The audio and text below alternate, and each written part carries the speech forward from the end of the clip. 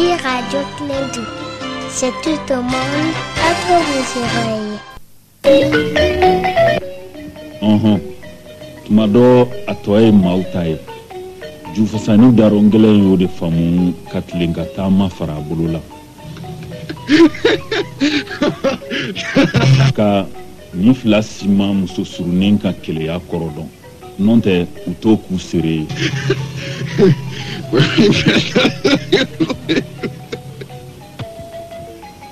Kama le inyanakala alisa. Ni sabasi kunkontante. Mabento le yakapanina kika fen sigokun. Ja.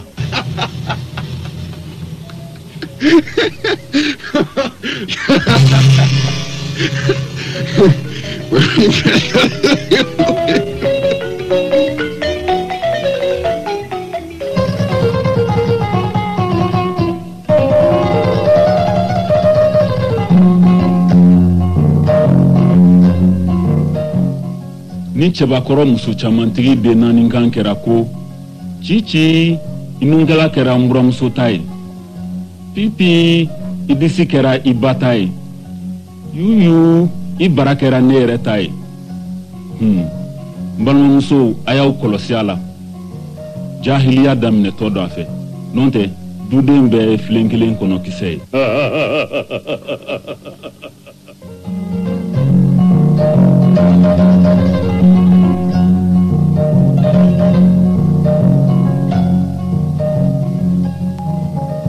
Papa, Mama,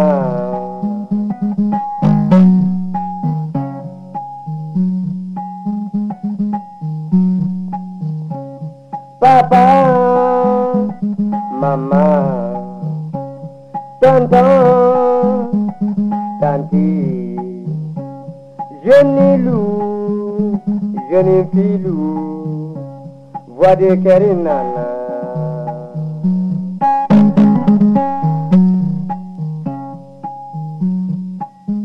Nimetonda la minna ka jamaule. Voix de Ker.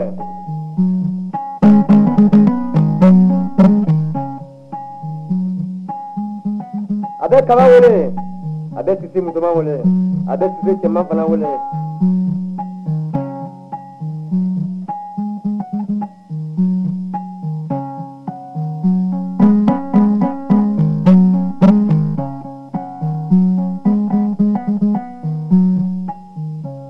Papa,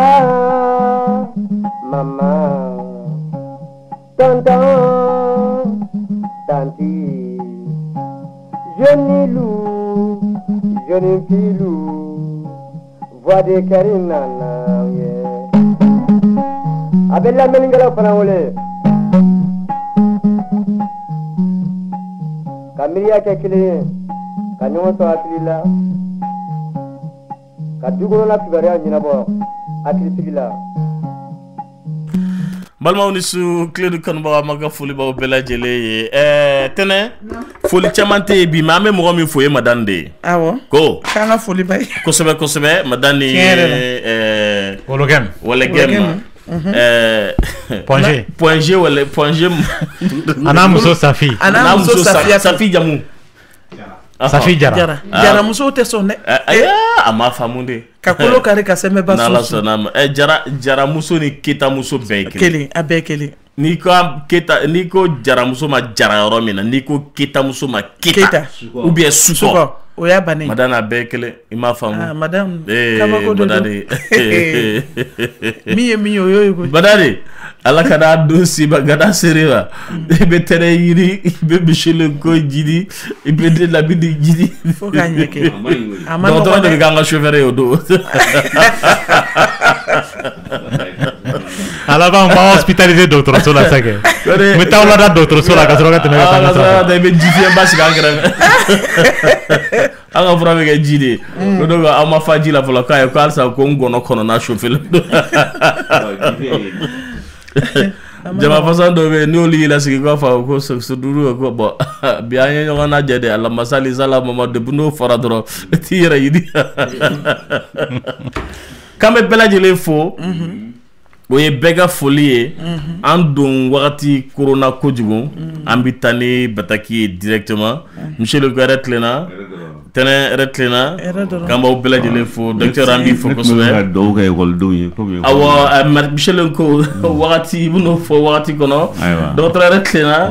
Edi Thie somɔgɔw bɛ di n'Ala sɔnna ma an bɛ tɛmɛ joona joona la wagati y'an ta an tɛgɛ ma bi kojugu an bɛ kuma la min kan bi o nin ye depuis dɔgɔtɔrɔ ye émission daminɛ Kiledu la yan 2008 a kɛra fin 2008 o tɛ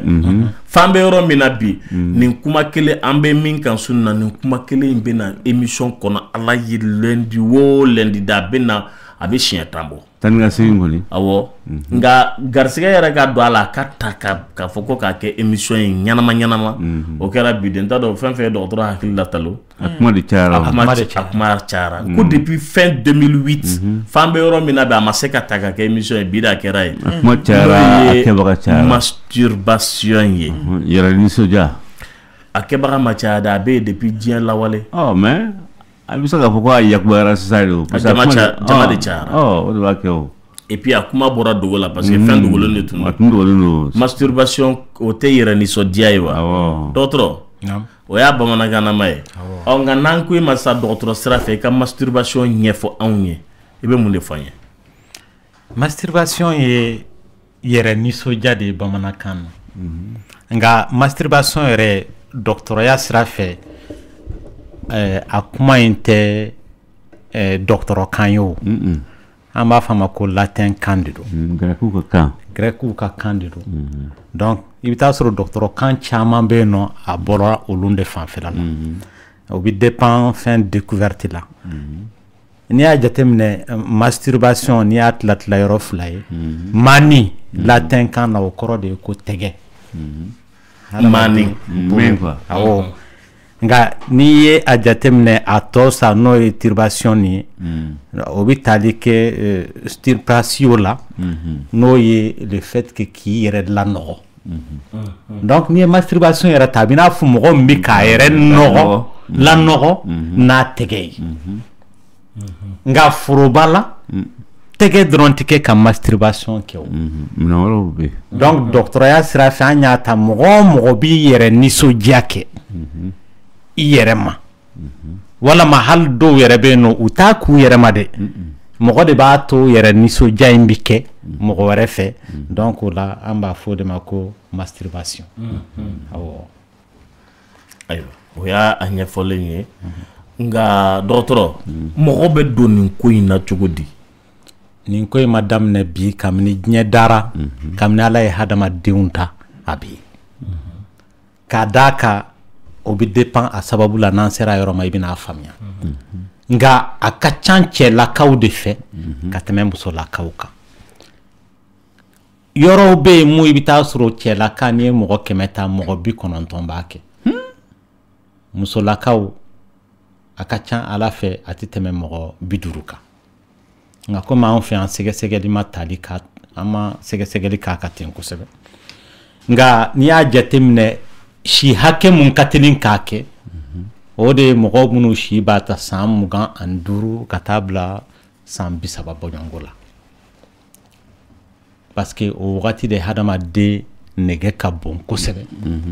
i donna musoya ni cɛya gundo la kosɛbɛ o wagati de la bon mun b'a to cɛlakaw b'a kɛ ka tɛmɛ musolakaw ka fana hormone dɔ bɛ cɛlaka la mun bɛ hadamaden nɛgɛ bonya n'an b'a fɔ a ma ko testostérone n'o ti mɔgɔ la i ka cɛya ma dafa o de b'a to i nɛgɛ bɛ bonya o hakɛ mun Ala kɛn bɛ k'a kɛ cɛ la a barika ka bon siɲɛ 20 ka tɛmɛ muso ta kan o de y'a to hali nɛgɛ bɛ se ka muso minɛ ale bɛ se ka a yɛrɛ minɛ ka tɛmɛ cɛ kan voilà ayiwa a kun dɔnnen don wa a sababu ye mun ye kabini lawale la anw fɛ yan parce que kun dɔw b'a la sisan minnu bɔra jamana wɛrɛw la ka na o t'anw ka culture la o ye mɔgɔw bɛ to ka lajɛliw minnu kɛ télé la internetiw bɛ yen donc lajɛli ninnu mana ja maaw kun fɛ u b'a kɛ bon o yɛrɛ de masturbation fasugu ka jugu parce que o bilali ma nɔgɔ nka kabini lawale la a sababuya ye mun ye i bɛ segin nin yɔrɔ in kan jumɛn bilali ma nɔgɔn le fait que ibi image lajɛ k'a kɛ n'o ye o bilali ma nɔgɔ misali la sisan nɔ i bɛ taa sɔrɔ hali mɔgɔ dɔ bɛ yen nɔ porno film lajɛ sisan revue pornographique lajɛ awɔ walama hali a bɛ mɔgɔ dɔ ye mun tɔgɔ ka bon misali la musolakala artiste dɔ donc o nɛgɛ mana minɛ donc a bɛ masturbation mun kɛ a hakili bɛ jigin o tigilama de la k'a sɔrɔ o dun tigilama sɔrɔ cogo cɛ ni musoya sira fɛ o t'ale bolo donc hali n'o tigi furulen don sa n'a muso i bɛ taa sɔrɔ a hakili b'o de la donc o fasugu de bilali ka gɛlɛn ka tɛmɛ a sababu ye lawale sababu fɔlɔ ye sababu fɔlɔ lawale la mun de don yɛrɛ minɛ walasa n kana jurumu ko kɛ parce que a bɛ maaw ɲɛna sisan nɔ ni i y'a dɔn fɔlɔ fɛ kabini silamɛya yɛlɛmana anw fɛ yan nɔ mɔgɔw tun tɛ jɛnɛya kɛ donc n'u muso t'u kɔrɔ wagati mun na walasa u ka se u yɛrɛ kɔrɔ u bɛ nin kɛ walasa u kana taa jurumuko kɛ donc o de y'a kun fɔlɔ fɔlɔ yɛrɛ ye sababu filanan o bɛ dépend si hakɛ de la ni mɔgɔ ala y'i kɛ cɛ ye ka ban wala k'i kɛ muso ye a bɛ fɛn dɔw de kɛ i fari la n'o ye hormones ye olu de bɛ nɛgɛ wuli la a jari ye a ma diya i ye o n'i kɔni ka kɛnɛ nɛgɛ b'i sɔrɔ fo n'a kɛra e yɛrɛ de kunkolo b'a to i n'a fɔ i sera k'i yɛrɛ minɛ dɔw a bɛ tila o la voilà bon mɔgɔ dɔw bɛ yen nɔ i bɛ taa sɔrɔ a sababu bɛ bɔ le fait que furubatɔɲɔgɔn t'u bolo donc ni furubatɔɲɔgɔn tɛ mɔgɔ bolo walama maa dɔw bɛ yen nɔ hali o koronnen don kojugu misali la a bɛ se ka kɛ kuranɛ kalanba ye walama ekɔliden so kɔnɔna la a koronnen don kojugu o b'a bila a kɛli la komi ale tɛ ka se ka kɛnɛma lasɔrɔ dɔw fana ta i bɛ taa sɔrɔ u cɛ walama u yɛrɛ u bɛ tunga la u ni cɛ tɛ ɲɔgɔn kan n'o kɛra a nɛgɛ ma n'u minɛ u b'u yɛrɛ nisɔndiya ni nin ye mɔgɔ dɔw yɛrɛ bɛ yen i bɛ taa sɔrɔ u n'u furubato ɲɔgɔn u bɛ ɲɔgɔn kɛrɛfɛ nka gɛlɛya de b'u ni ɲɔgɔn cɛ o gɛlɛya in sababu la dɔw bɛ se ka nin kɛ k'a yɛrɛ la nisɔndiya donc nin de ye a sababu dama dɔw ye ayiwa nka dɔgɔtɔrɔw complication bɛ yɛrɛ nisɔndiya nin na wa cɛ yanfan muso yanfan i kɛra cɛ i kɛra muso ye mɔgɔ min b'a kɛ o a bɛ na mun kɛ a tigi ka kɛnɛya la complication fɔlɔ o ye infection ta fanfɛla ye walama a tigi b'a yɛrɛ jogin parce que anw fɛ yan mɔgɔw ka teli k'a kɛ ni mun ye o ye tɛgɛ ye n'o dun kɛra a tigi bɛ se k'a yɛrɛ jogin bon filanan mɔgɔ dɔw bɛ yen u b'a kɛ ni minɛnw yɛrɛ ye a bɛ se ka kɛ bololaminɛnw sokɔnɔminɛnw o fana bɛ se ka na ni tɔɔrɔ ye a tigi kan parce que ni mɔgɔ joginna dɔrɔn banakisɛ minnu b'i fari sanfɛ olu kɛ ka di ka don joli la ka t'u yɛrɛ sɔrɔ yɔrɔ la mun furakɛli tɛ se k'u lasɔrɔ yen a filanan ye mun ye masturbation filɛ nin ye ni mɔgɔ b'a kɛ kojugu wagati dɔ bɛ se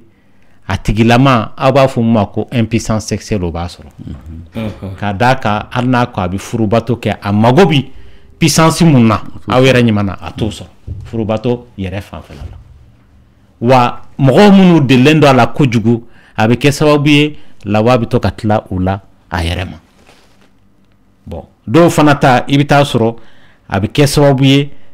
hakili ta fanfɛla i n'a fɔ n t'a dɔn n bɛna fɔ bamanankan na cogoya min na mémoire tɛ hakili de ya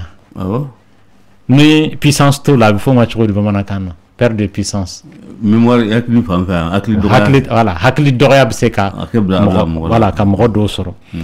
wa ni mɔgɔ mun mɛnna la a b'i bali ka kɛ i furubato ɲɔgɔn fɛ parce que e mago t'ale la bilen o d'autant plus que i mago bɛ ka ɲɛ sira wɛrɛ fɛ i bɛ taa sɔrɔ mɔgɔw bɛ yen minnu bɛ masturbation kɛ siɲɛ 10 tile kɔnɔ siɲɛ 5 siɲɛ 2 tile kɔnɔ dɔw yɛrɛ mana u yɛrɛ fari yɛrɛ lankolon ye ten u bɛ girin ka masturbation kɛ k'a d'a kan u delilen bɛ ka tulonkɛ u yɛrɛ la kojugu wagati bɛ se hali n'a tigilama furula mɔgɔ ma i bɛ taa sɔrɔ a tɛ se k'a dabila hali n'a ye furubato kɛ sira ɲuman fɛ il faut k'ale ka taa masturbation de kɛ walasa a ka se ka lafiya cogoya min na voilà a bɛ furakɛ wa? Furakɛli a bɛ furakɛ nka furakɛli bɛ dépend a sababu la. I bɛ taa sɔrɔ sisan nɔ masturbation ye kunkololako de ye kosɛbɛ. Bon fɛn min ye kunkololako ye wagati bɛ se i bɛ taa sɔrɔ a kɛli bɛ gɛlɛya a dabilali bɛ gɛlɛya a tigi ma i n'a fɔ ni ko lɔmina walama cigarette mina ka cigarette bila. Bon bana dɔw bɛ yen i bɛ taa sɔrɔ ni fura de b'a ban dɔrɔn o ban ka di mais fɛn mun fo a bɛ hakili dilan o ban man di wagatinin kelen i bɛ se ka kuntala jan kɛ furakɛli la san 1 san 2 walama kalo 6 kalo 3 furakɛli la a bɛ dépend sababu fana la mɔgɔ mun ta sababu ye muso ko dɛsɛ ye n'i ye muso furu k'a dɔn ma a ti ban n'i y'a ye muso yɛrɛ bɛ furu k'a di mɔgɔ ma gansan tɛ o n'i kɛra cɛ ye walama i kɛra muso ye dɔrɔn n'i m'a furu k'a d'a tigi ma walama n'i ma cɛ di muso ma dɔrɔn a laban i bɛ siran mun ye a bɛna k'o de ye donc n'o ye nin siran ye bon parce que a bɛ daminɛ kabini mɔgɔ denmisɛnninlama n delila k'a fɔ yan kabini mɔgɔ denmisɛnninlama i bɛ kɛ hakili sɔrɔ wagati mun na i bɛ taa sɔrɔ wagati dɔ bɛ se i b'i tɛgɛw lajɛ k'a fɔ nin ye ne fari dɔ ye i b'i senw lajɛ nin ye ne fari dɔ ye ainsi de suite wa n'i sera cɛya fana ye wala musoya ye mɔgɔ mun si sera laada yeli ninnu ye wala lawabi nka tigi fana bɛ to ka a maaya essayer k'a lajɛ yɛlɛma a bɛ fonctionner wala a tɛ fonctionner bɛɛ y'o kɛ o mais wagati bɛ yen nɔ a tigi b'a dɔn tiɲɛ yɛrɛ la a bɛ fonctionner a b'a dabila voilà mais bi bi na an bɛ tile mun na n y'a fɔ n ko mɔgɔw bɛ ko caman lajɛ finalement o tigiw bɛ don a la o bɛ to o sira fɛ ten donc kunkololako de don o de y'a to a furakɛli ka gɛlɛn kosɛbɛ bon i bɛ taa sɔrɔ masturbation fana filɛ nin ye nafa b'a la koyi ka d'a kan mɔgɔw bɛ siran prostate bana mun ye n'u b'a filɛ k'a fɔ ko ni i bɛ furubato kɛ kojugu o de b'a bila la o tɛ dɛ ni maa mun tɛ furubato kɛ dɛ a ka teli k'o tigilama de sɔrɔ misali la mɔgɔ mun ni nka n bɛ dɔgɔtɔrɔya sira fɛ nka n tɛ silamɛya sira fɛ parce que hali silamɛya sira fɛ masturbation n'i y'a ta sɔsɔli b'a kan yalama a ka kɛ walama a kana kɛ mais dɔgɔtɔrɔya yɛrɛ sira fɛ sɔsɔli b'a kan parce que a bɛ nafa ɲɛ yɔrɔ de la a bɛ tiɲɛni kɛ yɔrɔ de la a bɛ nafa ɲɛ yɔrɔ jumɛn mɔgɔ mun i bɛ se ka kalo 2 kɛ misali la a tigi muso t'a kɛrɛfɛ a tigi y'a yɛrɛ la nisɔndiya kalo kɔnɔ siɲɛ 1 o tɛ fɛn tiɲɛ mɔgɔ ye o au contraire o yɛrɛ de b'a to a tigi ka puissance tɛ perdre a la parce que n'i famana ka furubato fana kɛ i b'a kɛ ni minɛn y'a mun ye a bɛ tila i la o walasa o kana tila i la wagati ni wagati nka a ma fɔ don o don n'i y'a kɛ dɔrɔn o bɛ kɛ problème de ye voilà bon i bɛ taa sɔrɔ sisan nɔ ni ala y'a kɛ a donna a tigi kunkolo la kojugu donc finalement a laban bɛ taa se fo psychothérapie ma walasa k'a tigi deli furubato kɛcogo wɛrɛ la mun tɛ nin ye walasa a ka se k'a bila finalement n'o y'a sɔrɔ mɔgɔ min masturbation kɛ misali la a tigi furulen don muso ma ni yɛrɛ nisɔndiya in tɛ a tɛ se k'a yɛrɛ sɔrɔ finalement muso de b'a dɛmɛ pour que yɛrɛ nisɔndiya a kana kɛ dɛ nka muso de k'a dɛmɛ a ka yɛrɛ nisɔndiya la a b'i to la furubato bɛ kɛ yɛrɛ nisɔndiya bɛ kɛ furubato bɛ kɛ yɛrɛ nisɔndiya bɛ a b'u fila kɛ ka tugu ɲɔgɔn kɔ wagati dɔ bɛna se o b'a to a b'a bila dɔɔni dɔɔni ka furubato kɛcogo yɛrɛ ɲuman k'o kɛ n'o tɛ fɛn tɛ ko a tigi bɛ girin ka bɔ a la don kelen tɛ voilà. dɔgɔtɔrɔ ladilikan dɔw b'i bolo ka di an balima minnu dɛsɛlen don k'u yɛrɛ bɔ a kɔnɔ. ladilikan mun bɛ n bolo o de ye k'a fɔ yɛrɛ nisɔndiya fɛn tɛ ko a ka ɲi n'i mana sababu yɛrɛ lajɛ k'a d'a kan n'i ye furubato yɛrɛ jateminɛ an bɛ mun dɔn a ko la o ye cɛ ni muso de ye mun bɛ maaw hakilila la k'a fɔ ni n kelen y'a kɛ o ye yɛrɛ minɛ de ye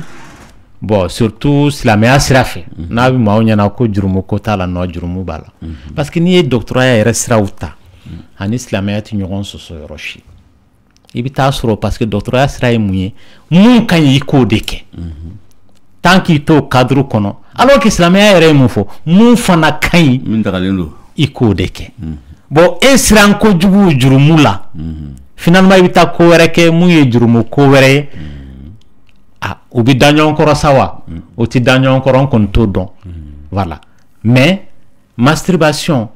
i bɛ taa sɔrɔ an bɛ tile mun na bi a ɲɔ ɲɛnen don kosɛbɛ ka tɛmɛ fɔlɔ kan mɔgɔw bɛ ka caya wa ko wɛrɛw b'a senkɔrɔ parce que hali mɔgɔw minnu i bɛ taa sɔrɔ fɔlɔ fɛ sababu fanba ye musoko dɛsɛ ye bi i bɛna musoko dɛsɛ tɛ bilen o minnu yɛrɛ i bɛ hakɛ to u falen don muso la olu de bɛ ka continuer k'a kɛ ça veut dire que degelan fasugu dɔ de don mun a tigi fari delila la a tɛ se k'a dabila bilen wa maa dɔw fana donna la an bɛ tile mun na bi i bɛ taa sɔrɔ mɔgɔw de y'u diyagoya mɔgɔw y'u diyagoya ni mun ye denmisɛnninw don hakili t'u bolo baliku dɔw de bɛ yen nɔ minnu ka baara don wa olu ye u bila a la wagati nana se u ko k'u bɛ bɔ a la u dɛsɛra ka bɔ a la bilen donc mɔgɔw k'a dɔn k'a fɔ tiɲɛ yɛrɛ la masturbation surtout an ka auditeur dɔw bɛ yen nɔ a tigi delila ka kuma an ye ɲɔgɔn sɔsɔ dɔɔni parce que a ye tubabu émission dɔ lamɛn mun bɛ kuma masturbation kan k'a fɔ a ka ɲi donc mun an kun bɛ ɲɔgɔn sɔsɔ la n ko k'a fɔ masturbation man ɲi k'o bɛ to k'a fɔ français radio tubabu de ye ne kalan nka n sɔn tɛ tubabu ka ko bɛɛ ma tubabu dɔrɔn tɛ ko ye hadamaden yɛrɛ karamɔgɔ mun y'i kalan i tɛ se ka sɔn a ka fɔta bɛɛ ma n'o kɛra dɔrɔn o kɔrɔ ye ko foyi yɛrɛma don i kunkolo la n'o tɛ ni fɛn b'i kunna dɔrɔn i b'a dɔn k'a fɔ wagati dɔ bɛ na se hali karamɔgɔ mun y'i kalan yɔrɔ dɔw bɛ yen nɔ i bɛ taa sɔrɔ sɔsɔli bɛ kɛ yɔrɔw de don bon tubabuw ka jogo n'anw ta tɛ kelen ye u ka culture n'anw ta tɛ kelen ye bon o fɛn fasugu tubabu bɛ mun kɛ ale fanfɛla la ale fɛ ale ta de ye ɲuman ye o n'i ye tubabu yɛrɛ ɲininka a bɛ ɲɛna ko farafin ka fisa tubabu ya n'i ye arabu ɲininka n k'ale ka fisa farafin ye ainsi de suite bɛɛ fɛ e de ka fisa dɔ in ye o culture fanfɛla la o donc o mun ale m'a faamuya masturbation filɛ nin ye mɔgɔ dɔw bɛ yen nɔ bana de b'u la i bɛ masturbation de kɛ k'a tigilama furakɛ o ye furakɛli ta fanfɛla ye o de y'a ɲuman fanfɛla n'i mana domaine ta domaine bɛ fɛn fɛn kɔni bɛ tali kɛ furakɛli fanfɛ o ye ɲuman de ye o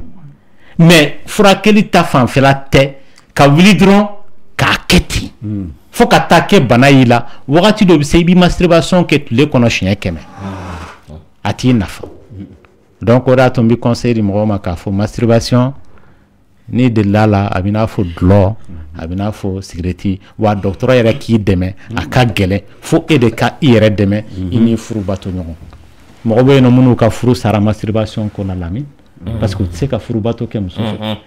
wa a bɛ cɛlakaw la a bɛ musolakaw la musomaninw minnu bɛ koron so kɔnɔna la i bɛ se k'u bali ka taa furubato kɔni kɛ nka i tɛna se k'u bali k'u yɛrɛ masturbo dilan sanfɛ o mais e t'a dɔn k'a fɔ tiɲɛni kɛra fo ni wagati min na a tigi furula cɛ ma a tɛ foyi fɔ cɛ ye o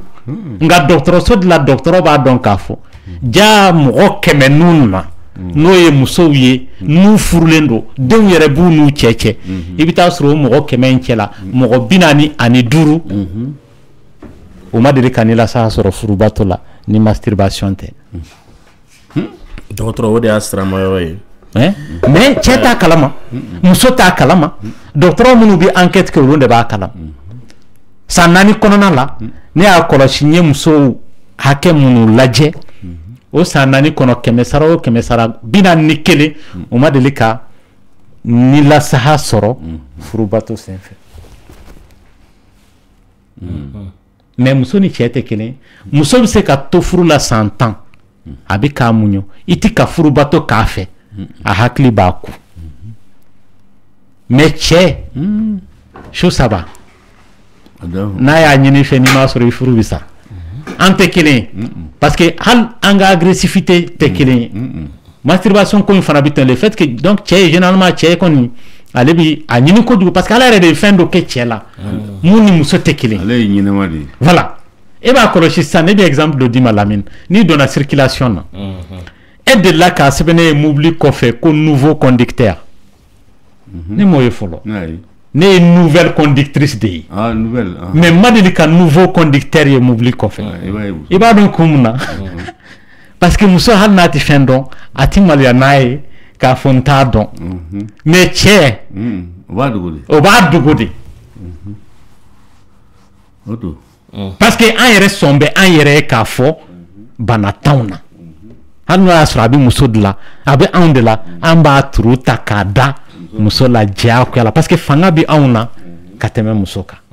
bon muso b'a muɲu de a b'an kisi a tɛ foyi fɔ mais a bɛ t'i yɛrɛ kalifa dɔgɔtɔrɔ minnu na olu de b'a dɔn k'a fɔ tiɲɛ yɛrɛ la bana b'a la mais bana mun b'a la a sababu t'ale ye dɛ a sababu ye cɛ ye parce que sisan nɔ ni cɛ mana furubato kɛ ni e lafiyara dɔrɔn e t'a jateminɛ yalama n furubato ɲɔgɔn a lafiyara ou bien a ma lafiya bon e ye san kelen kɛ i bɛ ka furubato kɛ i muso fɛ e bɛ ka lafiya a tɛ ka lafiya wagati dɔ bɛ kɛ lafiya in yɛrɛ sɔrɔ da a bɛ tunu muso yɛrɛ la n'i taara so de walama n'i taara baarakɛyɔrɔ la komi e ma a to a ka lafiya ale fana b'a yɛrɛ lafiya parce que masturbation n'i y'a jateminɛ a avantage lafiyali sira fɛ ani furubato gɛrɛgɛrɛ yɛrɛ kɛli a bɛɛ ye kelen ye o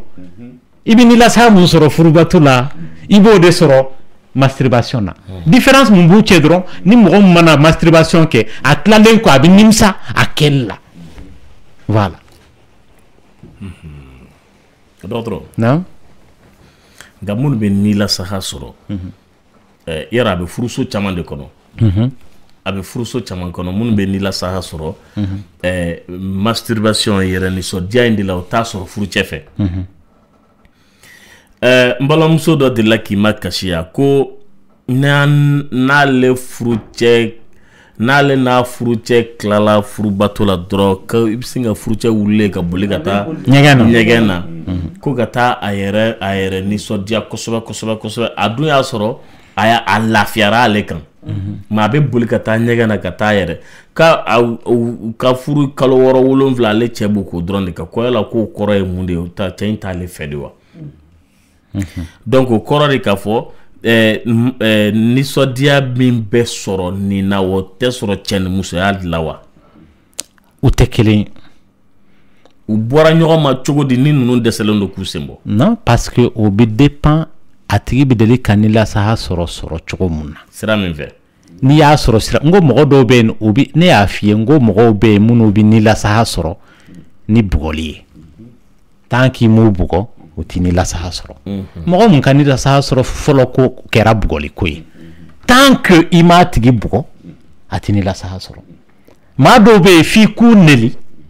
pour k'u ka parce que i bɛ taa sɔrɔ a bɛ se ka kɛ u ka furubato fɔlɔ mɔgɔ min ye furubato k'u fɛ o y'u dɔgɔya de binganikɛlaw bɛ yen i bɛ taa sɔrɔ a tigi binna kan walama a banna hali n'a cɛ de don o bɛ se k'a fa nɛni walama a ba n'o kɛra a tigi ye hali siɲɛ wɛrɛ ni furubato bɛ k'a fɛ tant que a fa ma nɛni walama a ba ma nɛni a tɛ nilasaya sɔrɔ bon i bɛ hakɛ to mɔgɔw bɛ nilasaya sɔrɔ ni sira mun ye a ka ca ala fɛ bologoniw de don bologoni n'i mana a jateminɛ ale ka gɛlɛn o bi excitation mun las'a ma ani furubato minɛnw tɛ kelen ye o mɔgɔ mun delil'o la i bɛ taa sɔrɔ o ka teli ka a tigi nisɔndiya ka tɛmɛ furubato minɛnw yɛrɛ kan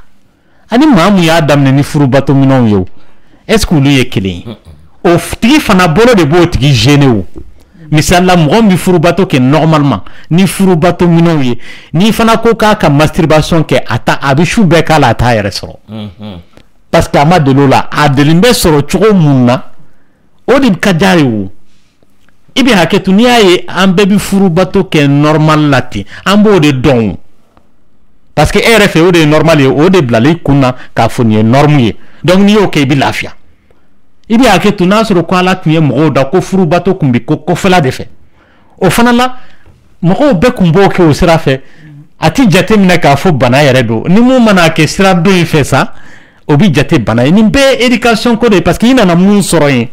e yɛrɛ fɛ e de ye norme ye o de donna i kun na Lamine sisan nɔ i y'a dɔn e bɛ saga sogo dun an nan'o sɔrɔ an fɛ an bɛ saga sogo dun mais n'a fɔra sisan nɔ k'e ka taa tori sogo dun o bɛ gɛlɛya e ma dɛ alors que mɔgɔw bɛ minnu ka éducation na olu bɛ tori sogo de dun ni k'olu fana ma u ka sogo dun o de bɛ gɛlɛya o tigi la hali n'a y'a dun i bɛ taa sɔrɔ a tɛ fa voilà.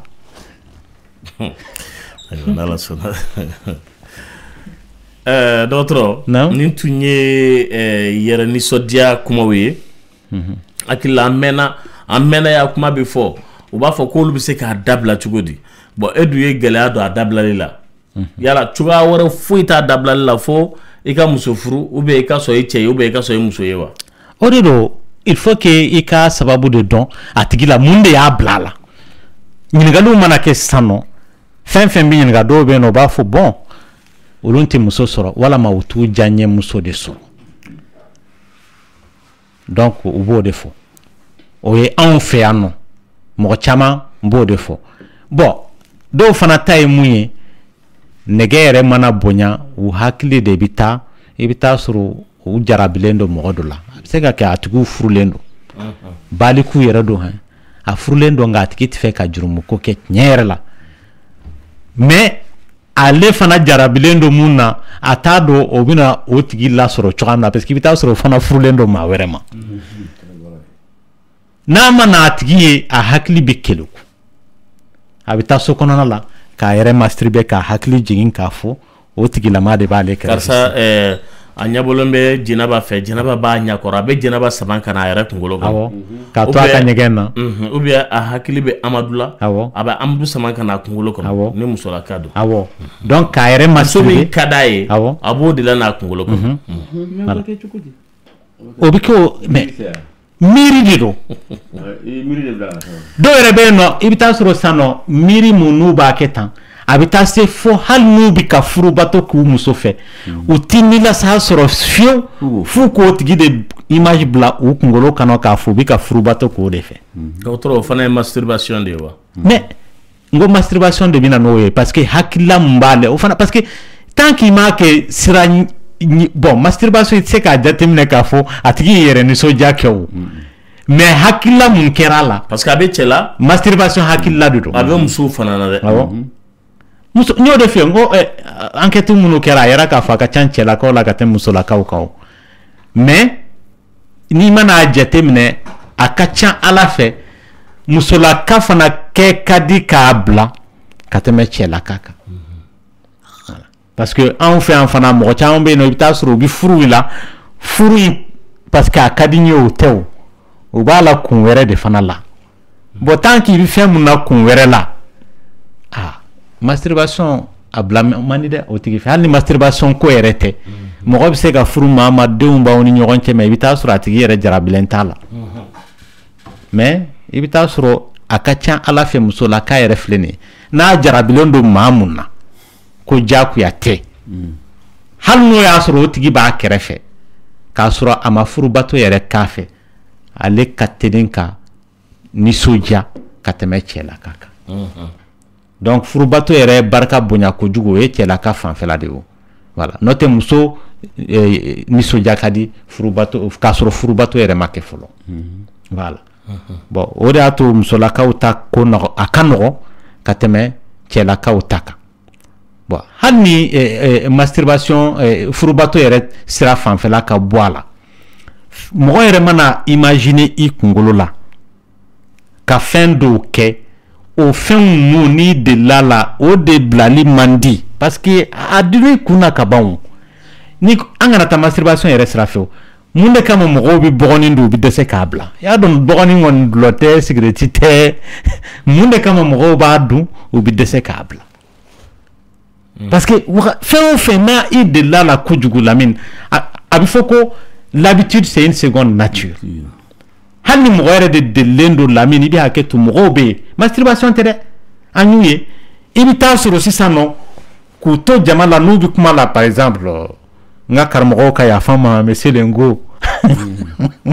i bɛ taa sɔrɔ u bɛ ka cours di sisan nɔ u bɛ to ka maga i bɛ hakɛ to u yɛrɛ maaya la o tɛ cours di yɔrɔ dɔrɔn ye dɛ cours di yɔrɔ yɛrɛ n bɛ ka exemple de di baarakɛyɔrɔw mɔgɔw b'a kɛ baarakɛyɔrɔw la u b'a kɛ sugubaw kɔnɔ u ka butigiw kɔnɔ u jɔlen tɛ i bɛ sin ka dɔ ɲin'a yɛrɛ kan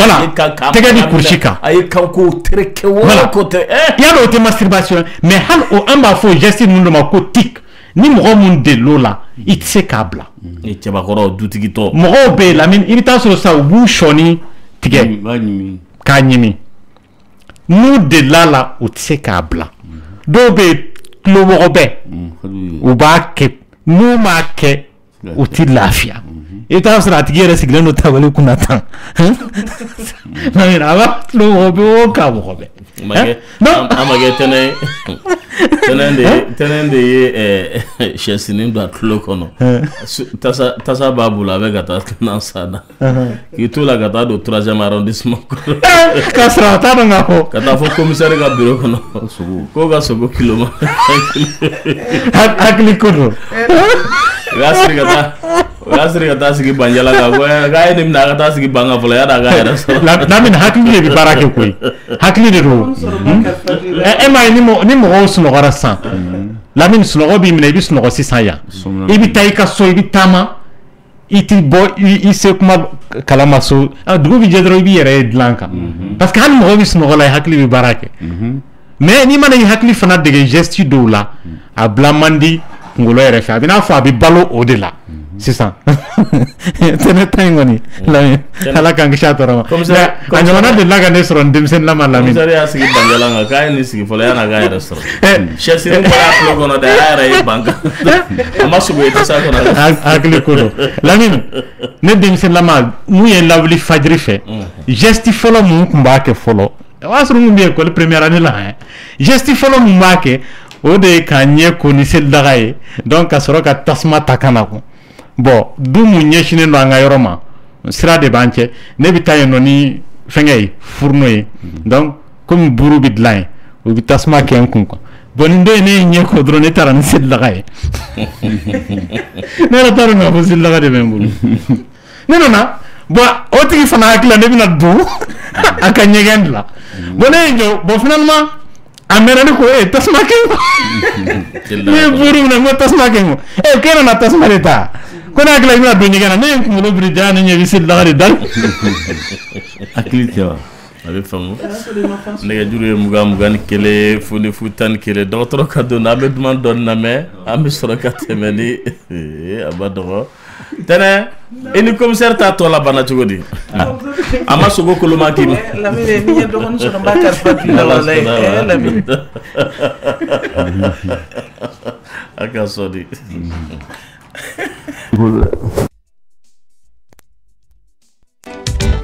Dunti wele dunna Dunti wele dunna Dunti wele dunna Dunti wele dunna aduna Yamunde kera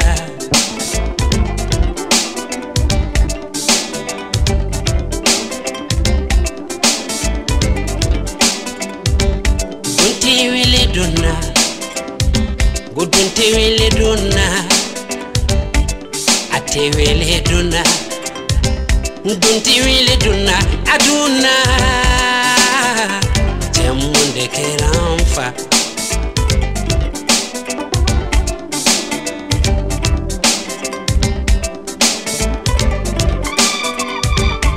Dunti wele dunna Dunti wele dunna Dunti wele dunna hey Dunti wele dunna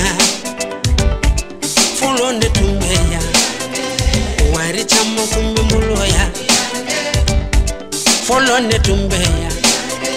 Sanu chamo kumbe muloya Fulonde tumbeya ne Musu chamo kumbe muloya Fulonde tumbeya Lulu chamo kumbe muloya Gasi sande sera Ntiri ubi bulila Bide sera Ntiri musu ubi bulila Nye Donti wile duna Godonti wile duna Aduna Jamunde kera Ambi seki na kuma joso kono nega juru muga ni kele funi futa ani kele Wadi kerdo Nego, attends la mine. T'en as un là-bas, naturellement. Eh, commissaire. Eh, moi, tu as vu policier. Allez, tu as dit policier. Tu as pas clos kono. Eh, policier be sugu takasrad la. Anana sera de la nani jodi ka faba kanjengetan. Donc, abora yere kalama dondra e policier adona policier de kono directement. ka tɛmɛ garde sigilen na o comme a ye tile commissaire ka bureau olu ɲɛna ko dɔnbaga dɔ ayi a bɛ ka baara kɛ ni tulo mun ye mun y'a to a donna ye tɛgɛ mun ye dɛ o de kan ka melote a ko Ali ko sogo kolo sɛsi bi tulo la a ko surtout ɲimita han sogobu allo kuma b'i bolo balimakɛ oui Mbarti awa rekena u ka kɛnɛ kuma b'i bolo oui bon ne tun b'a fɛ ka dɔɔni de da aw ka dɔ fara aw ka fɛngɛ in kan motivation fɛngɛ in kan fɛn ma gɛlɛntɔw fɛnɛ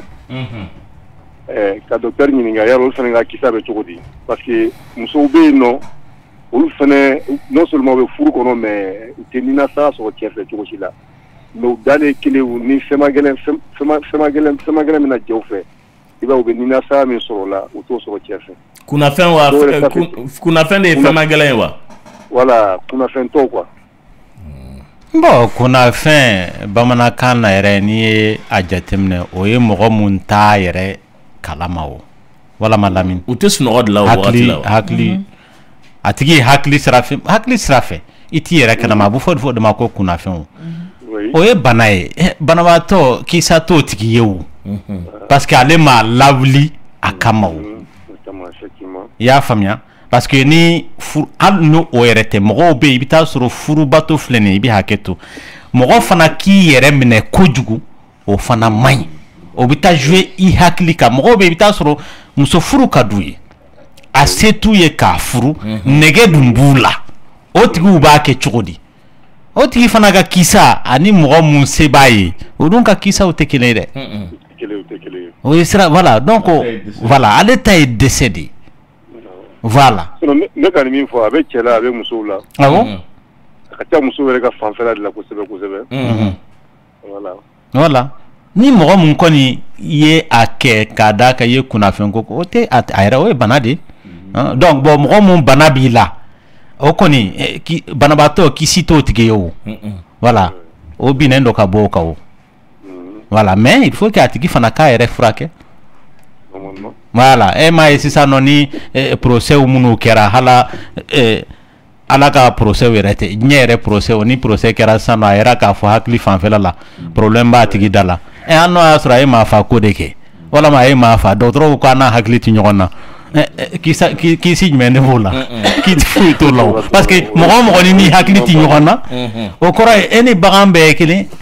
i bɛ ka fɛn fɛn kɛ i t'i yɛrɛ kalama awɔ d'accord a faamuna a ka foli kun arabi e ci wele la nɛgɛjuru ye 21 foni 11 yɛrɛ tilenna allo an tulo b'i la allo ne kuma fɛ ka kuma docteur fɛ dɔgɔtɔrɔ tulo b'i la oui mɔgɔ min ye alimɛtikisɛni ye o bon ne taara dɔgɔtɔrɔso la dɔw ko ne ka pile plan ta ka fara kan bon ne y'a tali daminɛ mais ne ma se k'a laban ni mɔgɔ min y'o kɛ est-ce que i bɛ se ka kɔnɔ ta ayi i tɛ se ka kɔnɔ ta n'i y'a ye a fɔra i ka pile plan yɛrɛ ta sababu dɔ de la a fɔra i k'a ta n'o tɛ a ti fɔ gansan o i bɛ taa sɔrɔ e taara a tigi yɔrɔ la i k'a ma ko basibɔn bɛ to k'i sɔrɔ parce que ale bɛ se k'o lase mɔgɔ ma donc pour que k'o basibɔn in jɔ dɔw bɛ se k'a f'i ye i ka pile plan ta parce que hormones dɔ minnu tɛ fasugu kelen walasa basibɔn in ka jɔ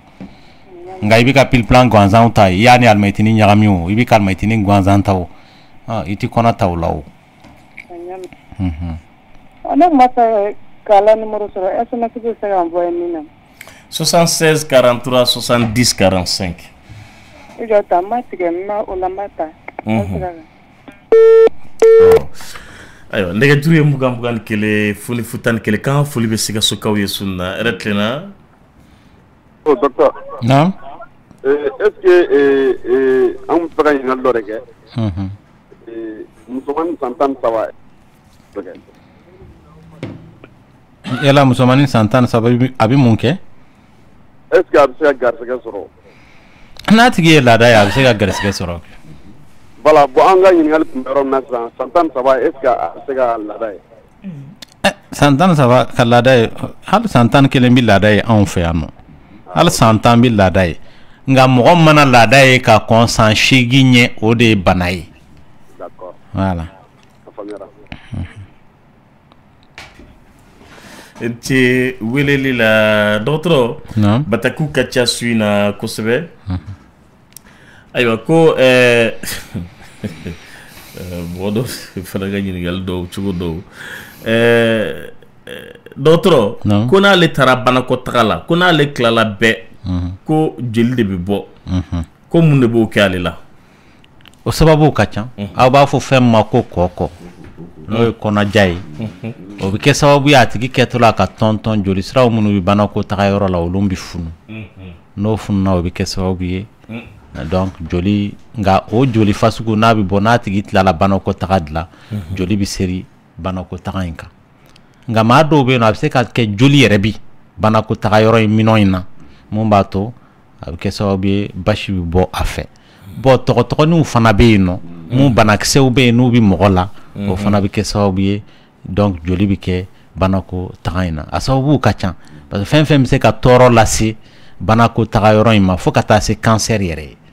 bon mɔgɔ dɔw bɛ yen nɔ minnu bɛ to ka furubato fana kɛ n'o yɔrɔ in ye donc o tigilamaw fana a b'u sɔrɔ nɛgɛjuru ye 21 fonifu 10 ani kelen yɛrɛ tilenna o tigi taara k'an bɛ Kayikaw fo kosɛbɛ n'Ala sɔnna yɛrɛ tilenna n balimakɛ kuma b'i bolo allo allo allo oui kuma b'i bolo an tulo b'i la o taara nɛgɛjuru ye 21 fonifu 10 ani kelen yɛrɛ tilenna allo oui an tulo b'i la foli diyara n ye n ce weleli la dɔgɔtɔrɔ a ko k'a bɛ bɛɛ lajɛlen fo ko ale bɛ qu'elle est en état de grossesse, qu'elle a fait 3 échographies, que le premier a montré que a ka DPA c'est 29 septembre. Le deuxième c'était le 4 octobre et le troisième c'est le 22 octobre. K'ale bɛ fɛ k'a faamu ko a ka 3e écho ko ni ka sɔrɔ o bɛna problème lase ou k'ale kan ka se ka déclenchement kɛ wa ni o bɛ kɛ déclenchement yɛrɛ ye mun ye ka mɔgɔ lajigin k'a sɔrɔ a tigi tɛ tin na docteur de b'o décision ta wa o décision fana tɛ ta ni échographie laban ye o n'i b'i ka règle date laban dɔn docteur b'a calculer i ka kɔnɔbara yɛrɛ bɛ kalo hakɛ mun na n'o dafara a man ka tɛmɛ mun kan a bɛ déclenchement décider walama échographie fɔlɔ mun kɛra ka kɔnɔbara to kalo 3 ninnu na mais ni échographie minnu kɛra kalo 5 ninnu fo ka taa kalo 9 olu tɛ jateminɛ o écho mun kɛra joona kɔnɔbara daminɛ la jate bɛ kɛ n'o de ye parce que plus i bɛ écho kɛ ka taa ɲɛ plus date bɛ jɛya o hali k'i to tin na n'i ye écho kɛ su in na k'i to tin na écho tɛna f'i ye k'i bɛ jigin bi a bɛ tile 15 bɔɲɔgɔnko fara a kan ainsi de suite voilà. Docteur, a ko ale ye a ka cycle ye 24 jours de k'ale bɛ se ka garisɛgɛ sɔrɔ wa bon une femme qui a un cycle de 24 jours 24 jours cycle ɲuman ye parce que cycle man ka jigin tile 26 kɔrɔ voilà n'a jiginn'o kɔrɔ o kɔrɔ ye gɛlɛya b'a tigi kan voilà. Alors, quelles sont les conséquences de l'infection urinaire? La conséquence ka ca kojugu ko ni banakisɛ bɛ sugunɛ siraw la sugunɛ sira a bɛ daminɛ kabini kɔkuru la n'i ye kɔkuru 2 lajɛ mun bɛ hadamaden na minnu bɛ kɛrɛ 2 la juru de bɛ kɔkuru 1 o 1 na ka taa sugunɛ bara la n'u sera ye sugunɛ mana mara sugunɛ bara kɔnɔ juru de bɛ sugunɛ bara fana la ka na bɔ kɛnɛmala la sugunɛ bɛ bɔ mun fɛ donc ni banakisɛ donna sugunɛ sira fɛ a bɛ se ka kɛ sababu ye ka tɔɔrɔ lase nin bɛɛ de ma fo ka taa tɔɔrɔ lase minɛnw yɛrɛ ma n'o ye muso kɔnɔma misalila n'i y'a ta sababu fɔlɔ mun b'a to a tigi bɛ jigin k'a sɔrɔ a jigin kuma ma se i n'a fɔ kɔrɔbara bɛ kalo 6, 7, 8 o ye infection urinaire de ye bon banakisɛ mana kila sugunɛ bara la n'a ma furakɛ banakisɛ in bi yɛlɛ kana fo kɔkuru la ka insuffisance rénale bila tigi la wa o insuffisance rénale fasugu yɛrɛ de ka jugu ka tɛmɛ ko ne RN kelen accident kɛra ko RN kelen tiɲɛna o walama kuru falenna RN kelen na parce que ni kuru falenna ou bien accident kɛra RN kelen tiɲɛna o hali n'a pɛrɛnna sa mais o tigi bɛ se ka balo ni RN don ye o mais ni infection bi sugunɛ siraw kan o la a ka ca Ala fɛ a bi yɛlɛ ka taa ɲɔgɔn RN fila bɛɛ de tiɲɛ ɲɔgɔn fɛ donc n'o kɛra a tigi ti balo voilà. Dɔgɔtɔrɔ ayiwa ko ale garisigɛlen do 29 semaines a ko mais ale y'a la kɔlɔsi ko mois o mois ale bɛ 4 kilos de ta consultation prénatale la k'a jɔrɔlen do a den kana kɛ den belebele ye k'o jɔrɔna b'a la kosɛbɛ. Nin kɔni tɛ jɔrɔna ko ye den dɔrɔn fan fɛ o jɔrɔna ko do hali ba fan fɛ kɔnɔmaya la kalo o kalo i man ka tɛmɛ kilo 1 kan kɔnɔ kalo 9 i man ka tɛmɛ kilo 12 kan n'i bɛ ka tɛmɛ o kan dɔrɔn o bɛ tension kofɔ a bɛ diabète kofɔ voilà. Nɛgɛjuru ye 20 21 fonifu 11 heure tilenna allo ani sɔn n ci ngo ne ka juru bɛ na ne ka kɔɲɔ kɛra a la na mɛn quoi juru bɛ na kalo la a nana kalo la a y'a kɛ mun na hali m'a dan dɔn kalo la a bɛ se ka na fo siɲɛ 2 ou bien siɲɛ 3 bon ne t'a dɔn min don. E ka kɔɲɔ kɛra a bɛ kalo joli bɔ? Bon a ma kalo 3 dafa ten wa. K'e to kɔɲɔso la wa e ka juru kun nana wa walama a kun kan ka na wa? Ayi a ma na o la. A ma na o la. Ayi. Bon e filɛ ka mun fɔ sababu fɔlɔ mun ka teli k'o kɛ mɔgɔ la o kɔni ye hakilila ko de ye ni stress ye mɔgɔ sɔrɔ lamini bon kɔɲɔso dun ye stress ba de ye musow fanfɛla la jango jour ko fanfɛla ninnu na bibi na an bɛ kɔɲɔ kɛ siraw minnu fɛ jour ko ninnu tɛ jate minɛ dɔw bɛ kɔɲɔso bɛ labɛn wagati min na i bɛ taa sɔrɔ jour kan ka na a tigi yɛrɛ jɔrɔlen don jour kana na k'a to kɔɲɔso kɔnɔ wala mɔgɔw bɛ yen nɔ minnu i bɛ taa sɔrɔ kɔɲɔso yɛrɛ kɔnɔna la o bɛnna ni jour tigɛ don ye furubato mun kɛra o y'a to jour segira ka na tuguni donc o bɛɛ ye kunkolola ko ye mun b'a to jour tɛna a nacogo la parce que fɛn fɛn bɛ tɔɔrɔ lase kunkolo ma a bɛ se k'a lase fan dayɔrɔ ninnu ma ani denso ninnu ma mun b'a to laada bɛ na parce que hormone ninnu bɛ dilan kunkolo de la donc tɔɔrɔ fɛn fɛn mana sɔrɔ a bɛ se k'a lase donc o de y'a sababu fɔlɔ-fɔlɔ yɛrɛ ye anw fɛ yan nɔ voilà. A faamuna? Awɔ faamuna. N ci weleli la.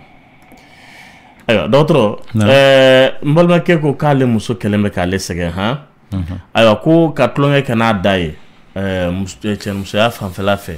ko yala k'a bɛ ko lase mɔgɔ ma wa ko vraiment ale furumuso ko de ka d'ale ye kojugu ale sɛgɛnna. Bon a bɛ bana minnu lase a ma ani furubato yɛrɛ bɛ bana minnu lase a ma o bɛɛ ye kelen ye o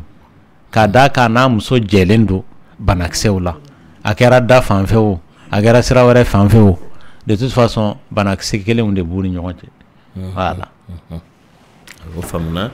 nɛgɛjuru ye 20 21 fonifu 11 voix du cœur do heure tilenna dɔgɔtɔrɔ Tabako tulo b'i la radio min b'i kɛrɛfɛ b'a faga i b'i ka radio faga. Awɔ docteur. Naam. Ne tun bɛ fɛ k'i ɲininka de a seginna dɔ ye weleli kɛ sisan i ye docteur ka numéro fɔ mais i ma y'a numéro fɔ ni teliya an b'aw di mɔgɔw bɛ docteur ka non dɔgɔtɔrɔ ka numéro ye 79 28 79 28 oui 79 28 55 47 55 47 47 a tigi ye SMS numéro de ɲininkali kɛ SMS numéro o ye 76 43 70 45 76 43 70 45 o de ye SMS numéro ye dɔgɔtɔrɔ ko k'i fo kosɛbɛ k'ale bɛ fɛ ka a ye ɲininka ko yala ko possibilité ka se ka filanin sɔrɔ scientifiquement ko bɛ se ka sɔrɔ furaw la wa? furaw be munu b'a to i bi filani wala sabani sɔrɔ mɔgɔ minnu ka denko bi gɛlɛya ni fura bi d'u ma walasa fan caman ka tɔrɔ nka o ye hasard de ye o i tɛ se ka taa dɔgɔtɔrɔyɔrɔ la k'a fɔ dɔgɔtɔrɔ a n mago bɛ filani na ko dɔgɔtɔrɔ k'a garanti ye k'a fɔ ne ye nin fura in ta a bɛ kɛ filani ye dɔgɔtɔrɔ bɛ se k'a fɔ ne ye nin fura in ta i bɛ se ka kɔnɔ ta nka kɔnɔ in bɛ kɛ filani ye wala sabani a tɛ se k'o fɔ parce que o fura in b'a to fanw caman bi tɔrɔ donc a bɛ se ka kɛ chance ye a tigi ma filani mɔgɔ minnu b'o furakɛliw ka caman bɛ u ka kɔnɔ ta ka kɛ filani wala sabaniw ye voilà bon possibilité mun bɛ yen nɔ n'o yɛrɛ ye lakika ye o de ye fécondation in vitro ye donc ka fanw ca hali o fana mɔgɔ dɔw bɛ yen o tɛ se ka den sɔrɔ n'o sira tɛ donc o tigilama fan caman de bɛ ta ɲɔgɔn fɛ donc k'olu de bila denso kɔnɔ u tɔɔrɔlen donc a bɛ se ka kɛ fan 6 pour que hali ni dɔw tiɲɛna dɔw ka balo donc o senfɛ dɔw ta balo kɔ 6 in bɛɛ bɛ se ka balo dɔw fana bɛ se ka sa a bɛ se ka kɛ 2 wala 3 bɛ se ka tɔ to 2 ye ainsi de suite. ayiwa baasi tɛ tɛnɛ i ni misilen ko k'ale diɲɛlatigɛ ko bɛɛ kɛ nin ye nin message siɲɛ 4 de ye nin kalo tɛmɛlen ni nin kalo in na ko ale n'a cɛ tɛ se ka baro kɛ ko n'u ye baro kɛ dɔɔni fitinin dɔrɔn ko kɛlɛ bɛ wuli k'ale ne yɛrɛ de tɛ se ka baro k'a cɛ fɛ a kɛlen b'a k'a bɛ ka bɔ a yɛrɛ de la k'ale kan ka se ka mun de kɛ. Namini adungi jija ka baro k'a cɛ fɛ furu la ni baro tɛ yen nɔ o furu man di dɛ. k'a ye ko bɛɛ kɛ walasa a bɛ se ka baro k'a cɛ fɛ mais a tɛ se. parce que ale bɛ maloya cɛ ma. maloya don wa. maloya don kɛ a bɛ maloya cɛ de ma mais a ka jija a ka maloya to yen nɔ ni mɔgɔ ni cɛ furula ɲɔgɔn ma ka ban dɔrɔn o ye maloya bannen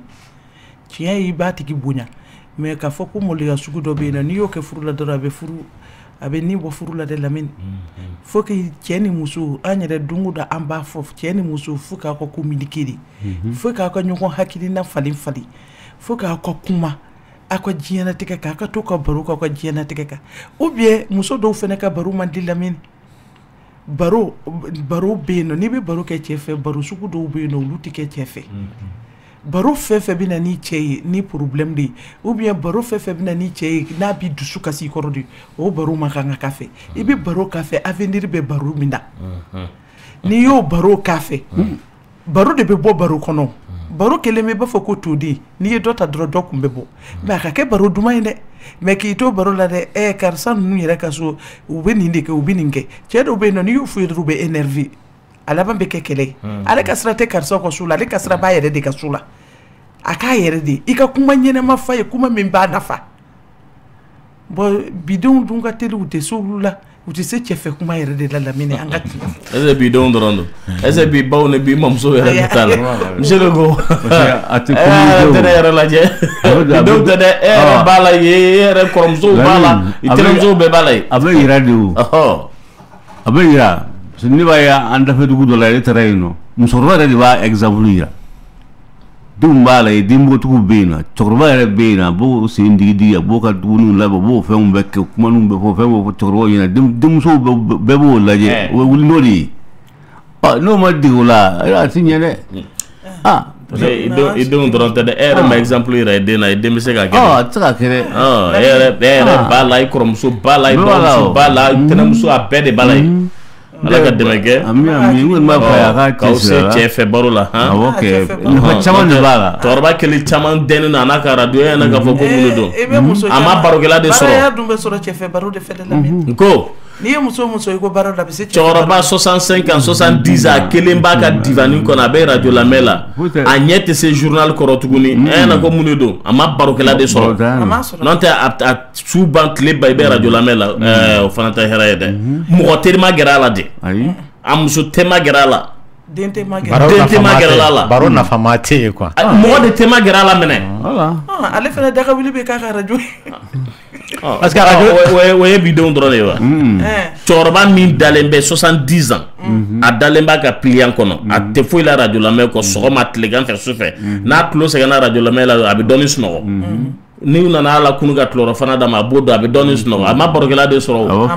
o e bidon dron de wa bi mamso ni bi bawto la de mamso bi mamso to la de ba soro modenu be pampana modenu juma be pa ni modenu pampana i ka chorba ko i ka chorba de i ka chorba de ere abu wati mine kanka madala wati de anate wati la wati manja tuguni amanja Lamine madame Diallo demso baro dronte eko baroa itato i ka srafana soro ko dun folo ni ame baro ji ere so la ka dima folo ka mi ka srafana dun na utaje jila ubaje u yere dla mo tema donala mo shita abkelen pedalem akini ka bo muso ni bi che bere bere ayeta yi chede akini ka bon ko ju donc tele ni ye clinique de massage kon chale jamana fen na Lamine. Clinique de quoi? Massage. Ouais, je suis au content fianga si ça no mogo falen do law. Note mo ka massage ke la folo o bi ka sokono. Mais na fora e furmuso do karseti nyema I kan ko indugu wasra e sanka ma era bi ka nyi fe mu nyini wu atiki ki ma karsa nyema I kan tan digi yara ba do hadna be kono ka fon digi no fo blew parce que ba do nga fon ndeselen do ne ibita pressing la Lamine eni to nyogon title ka aranke no karbati ikat login dengele muntanti boloka afenge ni ay ta pressing la ibita sura falendo chewla iti muso yo chew and demsenu fana chew de wuci kan mu yoke tante o shikamo tante noble voilà ala ka demeke nege juri mugan kele fodi futan kele eretlena ça va oui comment bibolo en club là allô folle wa wala ah foli jaranye voilà nti wala nti na wa avanti voilà merci merci voilà la toto na la sama club là d'autres kika kuma perte blanche kan kosebe kale demsen fitini anga perte blanche kan me kale toro bide ko ga fiena perte blanche fly doye banaye dote banaye monte banaye o nogoji mu bom sola kala parce que ala e musoda hal chere ala ida minon munu bi mogola ina fo dingen nu ibi haketo akera nu yo akera daya akera tloy akera maya yoroy ayoro bi sanangodi il faut que nogo ka bo ala o ya ke chogo ya la fe donc perte blanche be no mu o bi bo mogola ibita soro nogoji do jemando wa nogoji mitase kalola bo bitase chamanche yoro nogoji fa bi noro nyogona ka keina fo numbo bi chugam fa bi sama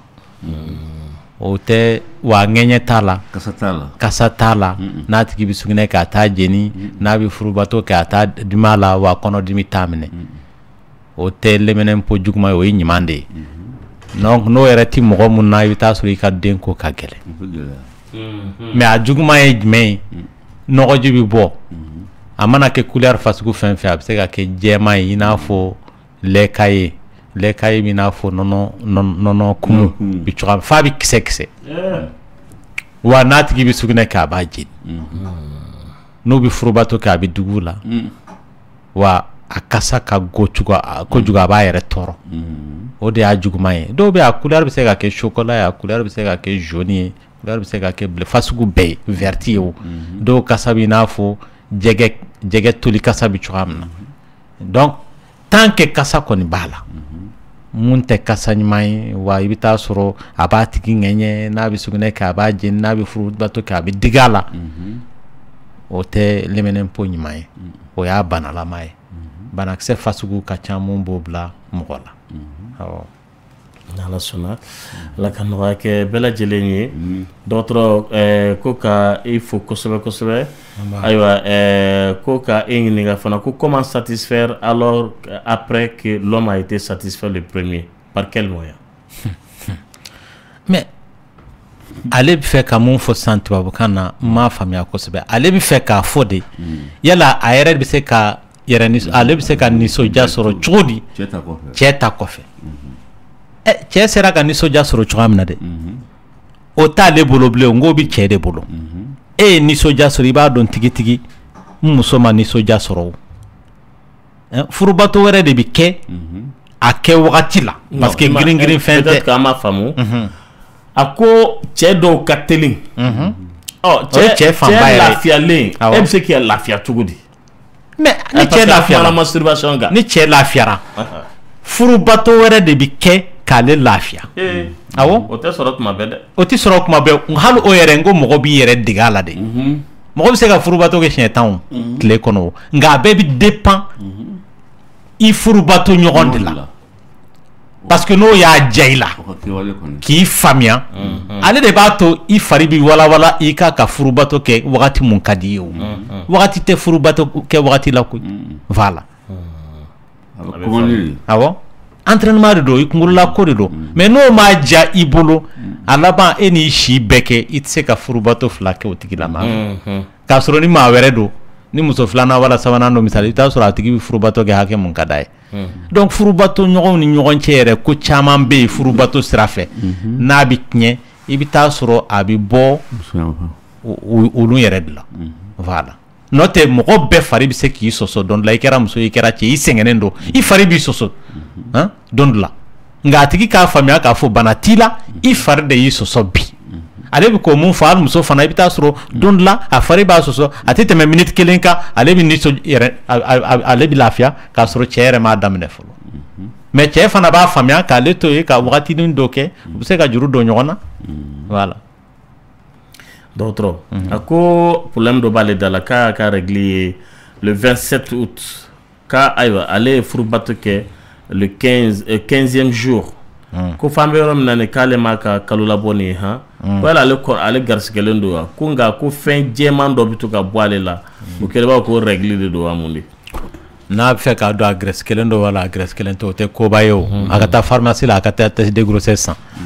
a yɛrɛ n'a dɔn k'a fɔ a garisigɛlen don wala a garisigɛlen tɛ parce que ni mɔgɔ kɔni ka laada tigɛr'i la fɛn fɔlɔ mun sika bi don a la o de ye yala karisa garisigɛlen don n'a garisigɛlen don a banna n'a ma garisigɛ fana ko mun na laada ma na o bɛ ɲɛɲini nka n bɛ fɛn kelen fana fɔ mɔgɔw ye tellement laada fana a bɛ hakili de bolo tant que a b'i kun na kuma dɔ la ko n garisigɛlen don walama garisigɛli ɲɛsiranya b'i la hali ni i lajɔlen tɛ i ka laada tɛna tant que o siranya fana b'i kunkolo la o de y'a to maa caman bɛ yen i bɛ taa sɔrɔ den ko hakili b'u la u furulen don san 10 u tɛ ka den sɔrɔ kalo 2 o kalo 2 i b'a ye laada bɛ tigɛ ka kalo caman kɛ a tɛna f'u yɛrɛ b'a f'i ye ne yɛrɛ kɔni b'a dɔn fɛn dɔ bɛ ka lamaga n kɔnɔ den dɔ o b'u kunkolo de kɔnɔ o a laban bɛ kɛ dɔw ma kunkolo ɲagami yɛrɛ ye tellement a b'u kun na bon mɔgɔ fana n'a b'i kun na n sirannen don a kana kɛ kɔnɔ ye furubato in d'abord furubato lɔgɔ bɛ bɔ a tigi la wa laada fana bɛ tigɛ parce que a sirannen don o de y'a to mɔgɔ caman bɛ an ko furubato filɛ nin ye fɛn fɛn de bɛ don i hakili la mun bɛ na ni furubato tiɲɛni ye a bɛ kɛ sababu ye ka impuissance bila cɛ la walama ka frigidité bila muso la furubato n'i b'a kɛ vraiment a kɛ k'i hakili bɔ problème tɔw da la o tɛ furubato dɔrɔn ye koyi i ka diɲɛlatigɛ yɛrɛ sigi n'i b'a kɛ n'i bɛ fɛ i ka lafiya lamini problème ti mɔgɔ si da la diɲɛ la yan koyi wa problème bɛ bɛɛ da la problème ninnu i b'olu to yen de o la e bɛ lafiya tant k'i m'o kɛ n'o tɛ i kɔnɔma de bɛ sa o bɛɛ ni problème bɛ sa parce que a mana e bɛna tila problème dɔ la dɔ wɛrɛ bɛ wuli a bɛ maaw ɲɛna ko wari ko dɔrɔn de ye problème ye c'est faux au contraire mɔgɔ mun lafiyalen don ni wari yɛrɛ de kɛr'i bolo e tɛna lafiya bilen an delila k'a kalan philosophie fɛngɛ dɔ la c'est sénégalais de ka fɛn don waritigi dɔ de bɛ yen nɔ a ka wari caya kojugu fɛ a tɛ ka sunɔgɔ ka ɲɛ parce que ale ka hakilila ye mun ye dɔrɔn dɔ ka fara wari kan fantanin dɔ bɛ yen a taara a ka wari kalifa o la finalement ale ye tile damadɔ kɛ a bɛ sunɔgɔ ka ɲɛ hami foyi t'a la nka a y'a ka wari kalifa fantan mun na n'o bɛ k'i jɛ a ka du kɔnɔ ka n'a ye wari kalifa o la o tɛ k'a ja bilen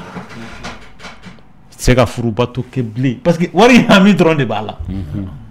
finalement o ye tile damadɔ kɛ ni wari ye mun kɛ a taara waritigi in ka wari d'a ma ko wari min bɛ da nin ye problème de ye a ye nana problème de di yan mais nga fantanya mun parce que degun tenka bana tenna fo tenna kam ne ka wari soro ntika suno donc bana ay bana de la sama donc pour te dire que hadama dere hakli fleni nay bla yoro munna iki yere boala ka gere donc mais ni fana mana a jatemine ika donga fo fendo ti tani nyogoyi o la yere bi lafia mogo hal ni gelya bi ka chogo ni bina furu bato ke labɛn fɔlɔ mun bi furu bato la o de ka fɔ bina kɛ parce que a ka di ye n bi ka kɛ furu bato ɲɔgɔn mun fɛ a ka di ye hali n'o y'a sɔrɔ nasɔngɔ t'i bolo sini sɔgɔma o to yen n'i bi fɛ furu bato in ka ja i la après nasɔngɔ problème ni n'i wulila sɔgɔma i n'o ɲɛɲini mais ne mana o bila o kunna ko nasɔngɔ tɛ n bolo sini sɔgɔma e tɛna furu bato kɛ wa hali n'i y'a kɛ a tɛna ja i la voilà. Amta sugula nambora esa ambe sura ka terminato ye ha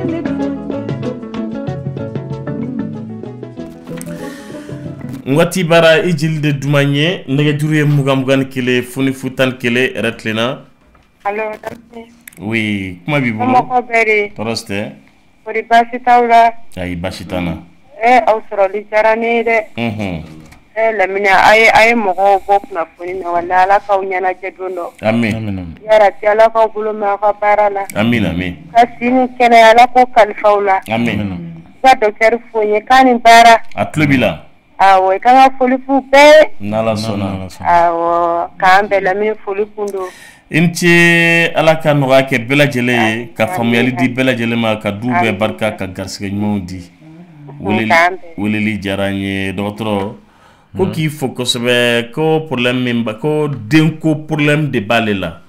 kale ka cycle mensuel bon en fait ne tchede be kuma le cycle mensuel de ma femme est irrégulier 28 décembre 29 janvier 1er février 31 mars 4 avril ko analyse bekele ko fe ko docteur ye clomide 50 mg métro année amoxicilline de sebe akun kale muso bɛ se ka den sɔrɔ wa voilà ale ka problème ye denko problème de ye maintenant walasa o ka se ka ɲɛ sɔrɔ sɛgɛsɛgɛli de kan ka kɛ muso la k'a kɛ cɛ yɛrɛ la k'a dɔn sababu jumɛn de la o tɛ ka se ka den sɔrɔ n'o sababu dɔnna o de bɛ furakɛ parce que fura dɔ dir'i ma n'o ye a tigi ka se ka gɛrɛsɛgɛ sɔrɔ mais o n'a ta bɛɛ a ma se ka gɛrɛsɛgɛ sɔrɔ tuma dɔ la dɔgɔtɔrɔ bɛ se ka furakɛli daminɛ walasa musaka ko de kama an b'o kɛ kuma dɔ la i bɛ se ka kalo 3 d'a tigi ma karisa an bɛ fura nin d'i ma n'i sera ka lajɔ dɔn n'i ma se ka lajɔ kalo 3 kɔnɔ o la an bɛ sɛgɛsɛgɛliw kɛ k'a d'a ka sɛgɛsɛgɛli musaka ka ca donc ni kalo 3 dafara ye k'a tigi ma lajɔ i bɛ obligé de ka sɛgɛsɛgɛliw de kɛ walasa k'a dɔn problème b'ale de la walama a bɛ cɛ la walama a bɛ se ka kɛ u fila bɛɛ la misali la a bɛ se ka kɛ cɛ furulen don muso fila ma o muso fila in cɛla dɔ bɛ gɛrɛsɛgɛ mais tɔ kelen tɛ gɛrɛsɛgɛ o fasugu fana i bɛ taa sɔrɔ problème fitinin bɛ cɛ la nka problème foyi tɛ muso dɔ in na donc o b'a to o bɛ gɛrɛsɛgɛ sɔrɔ nka ni problème fitinin bɛ cɛ la e ke problème fitinin bɛ sinamuso fana la o b'o ka denko gɛlɛya parce que problème fitinin fan kelen fɛ problème fitinin fan kelen kɛ o bɛ kɛ problème ba de ye o b'a to a tigi ka denko bɛ gɛlɛya mais hali nin na an y'a kɔlɔsi problème bɛ yɔrɔ min na o ye cɛlakaw fanfɛla de ye muso ka sɛgɛsɛgɛli ka nɔgɔ nka n'i ye papier di cɛ ma k'ale k'a kɛ o tɛna bilen voilà ou bien ni muso yɛrɛ ma farati k'a kuma f'a ye a bɛ se ka don u ka furu yɛrɛ la voilà.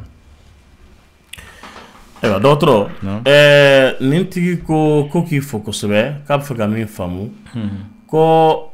muso min tɛ foyi santi ayiwa ni furubato wagati ko fo caresse wagatiw de la muso bɛ fɛn dɔ santi komi ni furubato daminɛna k'a tɛ foyi santi k'ale furumuso bɛ ten k'ale kan ka se ka mun kɛ walasa k'a muso nisɔndiya don dɔ la. voilà mɔgɔ dɔw bɛ yen nɔ i bɛ taa sɔrɔ u bɛ nilasaya sɔrɔ joona o bɛ cɛlaka la a bɛ musolaka la mɔgɔ dɔw bɛ yen musolakaw la i bɛ taa sɔrɔ u bɛ orgasme sɔrɔ joona ni mun ye o ye musoya minɛn dɔ ye n'an b'a fɔ a ma ko clitoris bamanankan na n t'a tɔgɔ dɔn donc o tigi déjà i bɛ taa sɔrɔ furubato labɛn wagatiw la a bɛ lafiya n'a lafiyara hali ni furubato kɛra a fɛ sa wagati tɔw bɛɛ la a b'a tɔɔrɔ yɛrɛ o tɛ foyi lase ale ma a bɛ n'a fɔ aw b'a fɔ ko cɛw minnu ye dununkɔrɔw ye muso dununkɔrɔw fana walama sɛmusow fana bɛ yen o lamini olu ta ka teli kojugu voilà o mɔgɔw bɛ yen hali o yɛrɛ bɛɛ il faut que a ka sɛgɛsɛgɛ k'a lajɛ a tigi ni dɔgɔtɔrɔ bɛ baro de kɛ a n'a cɛ k'a lajɛ yalama mun de b'a to a bɛ nilasaya sɔrɔ joona donc technique fana bɛ yen mun bɛ ɲɛ jira cɛ la walasa a ka se k'olu kɛ ani muso cɛ walasa muso kana se ka nilasaya sɔrɔ ou bien hali n'a ye nilasaya sɔrɔ siɲɛ kelen o tɛ baasi ye o teliyara cɛ ma o t'a bali labɛn wɛrɛ la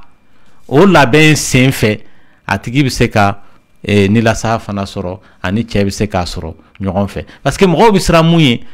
ni nin bana fasugu b'u la o de ye furubato labɛn u bɛ siran o de ye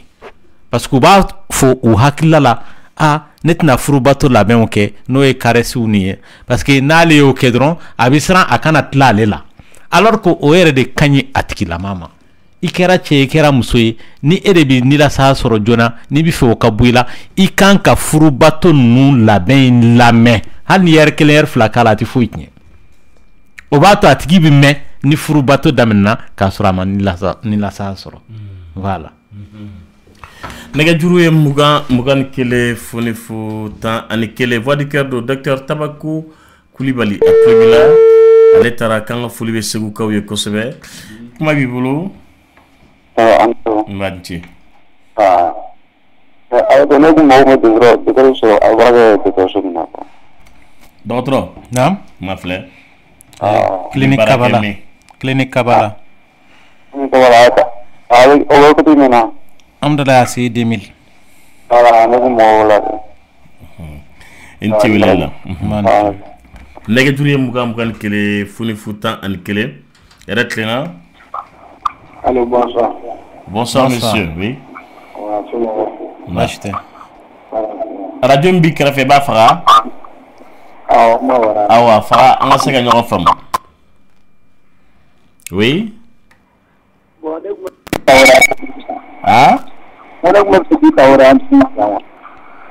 Orantin tante dɛ i t'a ɲɛfɔ.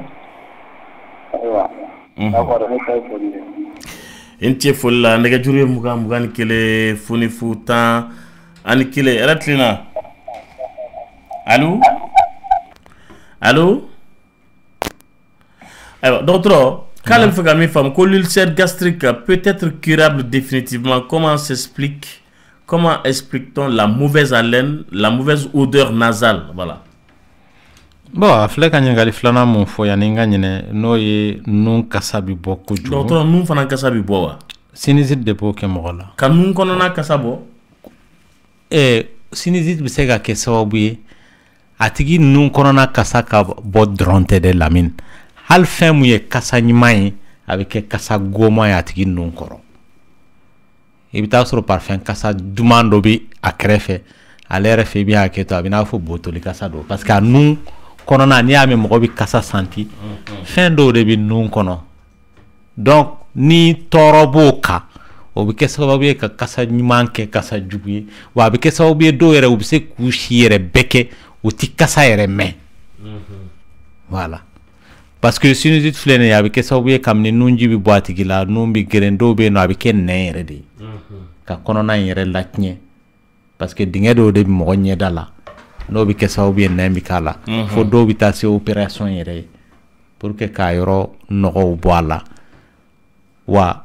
komi a bɛ dingɛ minnu na u bɛ nun kunna dɔw bɛ tile dugumala la dɔw bɛ ten sanfɛ a bɛɛ fɛnw bɛ jigin ka na nun de fɛ. Wa i bɛ taa sɔrɔ komi nun ni da kɔnɔna fana bɛ communiquer gɔnɔ b'a to nun ni da kɔnɔna ninnu ni tulo ninnu donc i bɛ taa sɔrɔ ni tɔɔrɔ mun ye nun sɔrɔ walama gɔnɔ kɔnɔna o bɛ se ka da sɔrɔ a bɛ se ka nun sɔrɔ a bɛ se ka tulo kɔnɔna fana sɔrɔ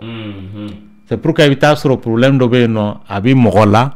n'o ye ɲin ko problème ye a y'a négliger nɛn bɛ se ka wuli o la ka taa nun fo nun yɔrɔ la sɔrɔ ka taa fo tulo yɛrɛ la sɔrɔ ka taa fo kunkolo sɛmɛ la sɔrɔ parce que pourtant ale yɛrɛ fɛ ni ko problème dɔrɔn de don voilà donc o y'a ka ɲininkali filanan ye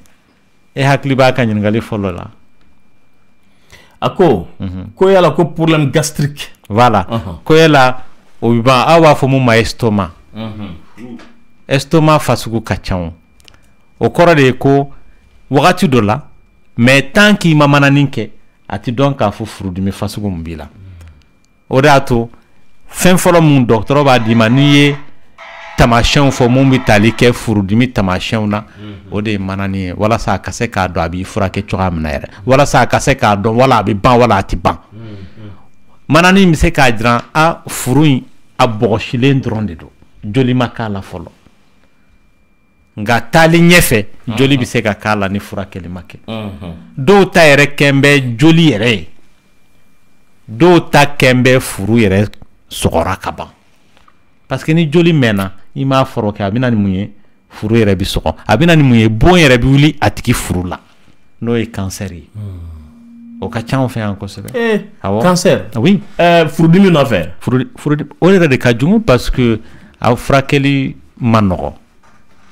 bon maintenant furudimi de bɛ cancer bila mɔgɔ la wa cancer oui cancer gastrique bɛ yen nɔ cancer duodénal bɛ yen nɔ dɔgɔtɔrɔ i jɔ dɛ cancer kɔni mana fɔ yɔrɔ o yɔrɔ ko i ma nɔgɔ o tɛ ɲuman ye o cancer kelen in de ko don voilà o kelen kelen de don dɔgɔtɔrɔ ni furudimi kɔni b'o se mɔgɔ ma kɔni bon mun de b'a jira k'a fɔ joli in bɛ ka kɛnɛya wala a tɛ ka kɛnɛya manani n'i y'a kɛ dɔgɔtɔrɔ bɛ fura d'i ma furakɛli kelen kɔfɛ manani de bɛ kɛ k'a fɔ joli in sumayara wa dɔgɔtɔrɔ fana bɛ tanaw minnu f'i ye a la il faut k'i k'olu bila furudimi tanaw ka ca kojugu o de y'a to a tɛ ban mɔgɔ la n'o tɛ i bɛ se ka sanw kɛ a tɛ wuli tant qu'il m'a tana ko kɛ dɔgɔtɔrɔ naam kuma de bɛ bɔ ni kuma ye cɛkɔrɔba min sigilen filɛ de monsieur Lenko furudimi fura ɲanama ba b'a bolo kuma de bɛ bɔ ni kuma ye ne yɛrɛ a ka ca ni san 2 ye ne da bɛ giriya ka nin kuma nin fɔ n t'a dɔn a ka furudimi ɲanama fura de b'a bolo monsieur Lenko i tɛ nin fɔ an ye bi i ye nin fura nin sɔrɔ cogo di i y'a bɔ min ayiwa n ye ko bɛ sababu de ye n ye karamɔgɔba dɔ de kalan ko la komi fɛn t'a bolo ka di ne ma a fɔra ye nin di ne ma nin dalilu d'i ma dɔgɔtɔrɔ ma mɔgɔ si ye min y'a ka furudimi fura ta ko ma alhamdulilayi fɔ a ye ka alhamdulilayi fɔ a tɛ yen a y'a preuve yira fewu c'est à dire ko bɛɛ n'a fɔ don ni y'a san 2 ye n bɛ fɛ ka mɔgɔw la dɔnniya la a b'a bolo a bɛ monsieur Lenko bolo suguya 2 la min gɔnɔ ta bɛ yen gɔnɔ ta ye mun ye o gastrite i n'a fɔ sisan n'i ye dumuni kɛ i b'a fɔ ko dumuni bɛ yɛlɛma ka na a bɛ yɛlɛ ka na a bɛ yɛlɛ ka na a b'a fɔ a bɛ yɛlɛma ka na donc o yɔrɔ bɛ chauffer ka chauffer n'i y'a ta dɔrɔn a b'o da 5 minutes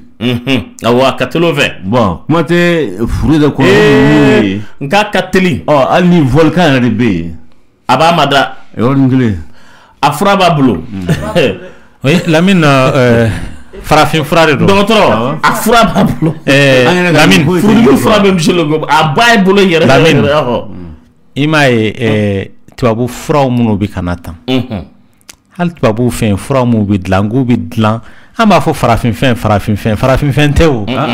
ala ka fɛn dilanlen de don ala y'a dɔn anw gɛrɛsɛgɛ la nɔ tɛ fɛn caman bɛ anw fɛ yan bi bi na i bɛ taa sɔrɔ tubabu yɛrɛ y'o dalilu ta anw de fɛ yan ka taa n'a ye k'a bayɛlɛma ka na n'a ye ne ye dɔgɔtɔrɔ ye Lamine mais bana dɔw bɛ yen farafin sira fɛ furakɛli sira fɛ ne sɔn b'u ye o sira hali ne yɛrɛ bɛ farafin furakɛli kɛ hali sini o Lamine mais a bɛ mɔgɔw dabali ban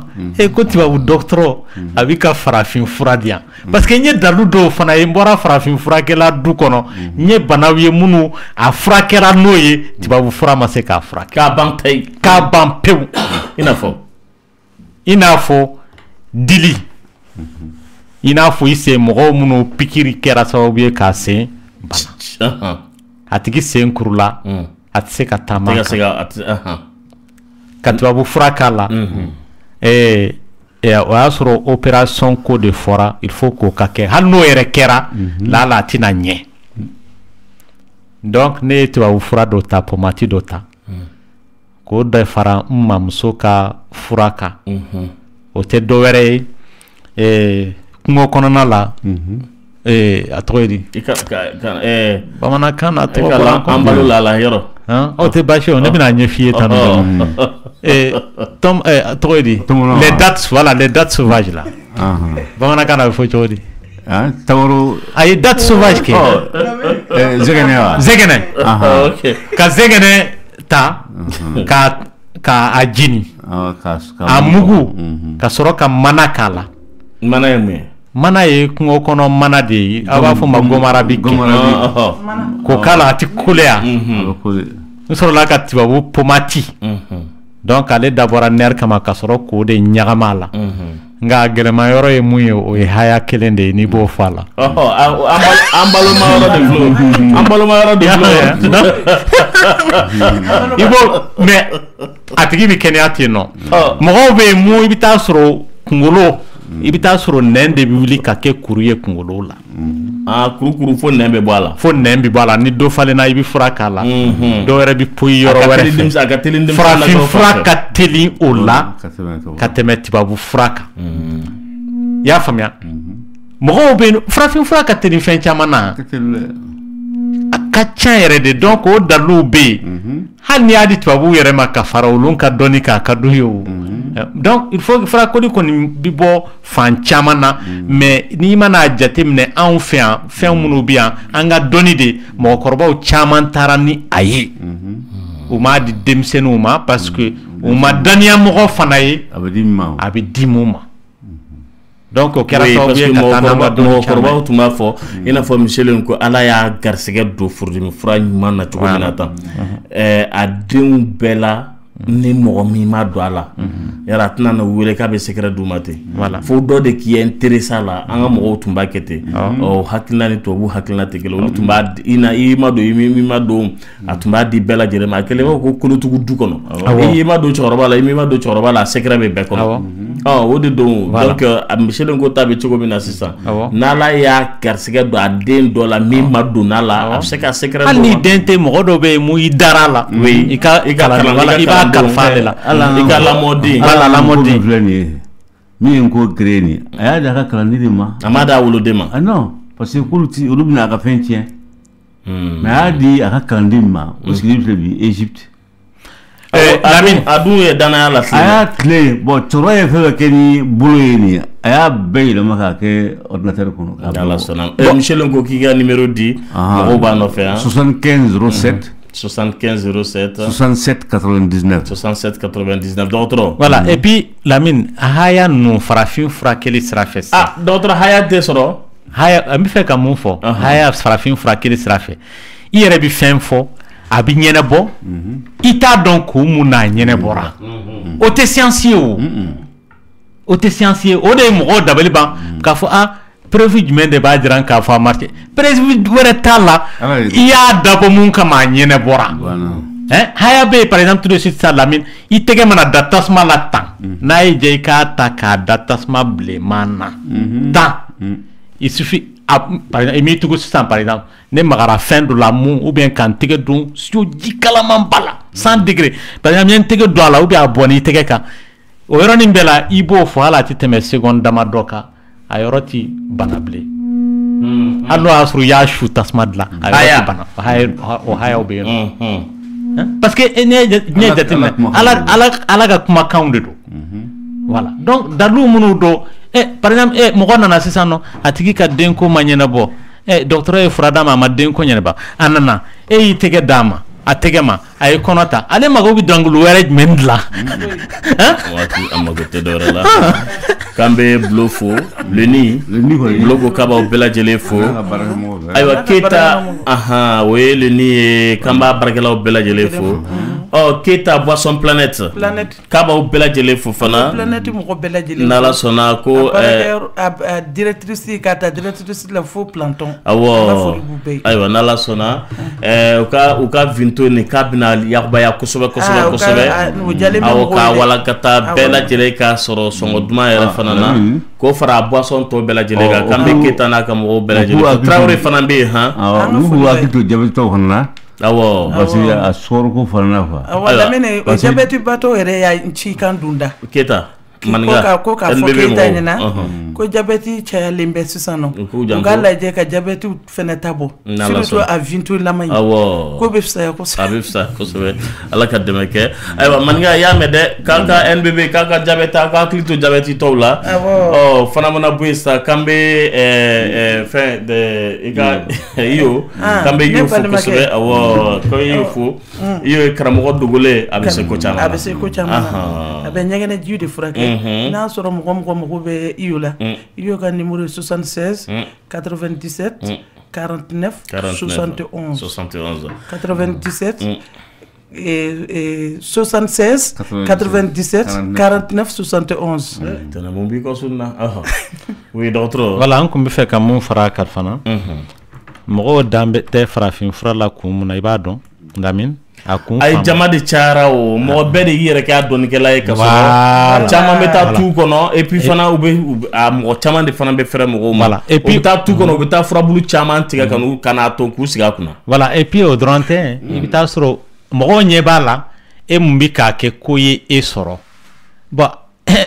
ngo mo mo safra bi bolo sa bi fa ou bien ka soro safra bi bolo. C'est clair, c'est comme tout de suite gynécologue B a yɛrɛ ka furakɛli kɛ a bɛɛ bi ka kɔnɔ ta mais den t'ale yɛrɛ bolo o tɛ dalu ye k'a jiran k'a fɔ a tigi tɛ se fɛn na ou bien a ka fura man ɲi o voilà. Kambe Ami Traoré fo kosɛbɛ tɛnɛ k'i ka ko ka d'a ye kosɛbɛ kosɛbɛ k'a bɛ fɛ ka i ka teri ye Ami Traoré a tulo b'i la. K'a Traoré k'Ala ka kanu to. N'Ala sɔnna ma dɔgɔtɔrɔ. I yɛrɛ bɛ s'a nɔfɛ. Awɔ i bɛ s'a nɔfɛ. Ayiwa ni mɔgɔ min ko k'i ka di ye o sara b'i bolo. N t'a mi dɔn dɛ nka Ami sanga wulila tɛnɛ ka sa nɔgɔmuso ka sa i nɔfɛ a b'i ye baara sɔrɔ a b'i ye baara sɔrɔ i Traoré. Tene ko non docteur Sake ko a bɛ fɛ ka min faamu oligocypermie ko si tu as 100 000 quelle est la solution? Bon, ale filɛ ka mun fɔ normalement a kan ka taa fo million mugan na ale ta ti million yɛrɛ kelen bɔ a bi ba mugan na fa sababu de ka ɲɛɲini parce que mɔgɔw bi jɔ hali infection minnu na tan o bɛ kɛ sababu ye ka lawakisɛ ninnu faga dɔw fana bɛ yen nɔ i bɛ taa sɔrɔ bana foyi t'u la hakili dɔrɔn stress de b'u la o bɛ kɛ sababu ye lawakisɛw ti ɲɛ donc sababu de sen fɛ a bɛ dɔn k'a fɔ yalama solution mun kan ka kɛ a tigi ye nka a tigi ka hakili sigi parce que hali mɔgɔ mun ta jiginnen dɔ ka tɛmɛ nin hakili kan nin kan furakɛli sen fɛ a tigi bɛ se ka den sɔrɔ mɔgɔ jumɛn de tɛ se ka den sɔrɔ pewu pewu n'i y'a jateminɛ cɛlakaw bɛ yen mun a bɛ fɔ ko azoospermie o kɔrɔ ye ko lawakisɛ tɛ yen hali azoospermie kɔrɔ fila de b'a la sécrétoire ni excrétoire o ye jumɛn ye mɔgɔw bɛ yen i bɛ taa sɔrɔ a bɛ dilan a sun yɔrɔ la nka lawakisɛw kan ka tɛmɛ sira mun fɛ lawakisɛw tɛ ka bɔ o fɛ parce que a yɔrɔ tiɲɛnen don n'o kɛra o tigi bɛ se ka den sɔrɔ mais mɔgɔ mun a ti dilan a sun yɛrɛ la pewu pewu o de tɛ se ka o kɔrɔ ye ala ma da den sɔrɔ kama wa o yɔrɔnin fana mɔgɔw k'a faamuya mɔgɔ bɛ se ka den mugan sɔrɔ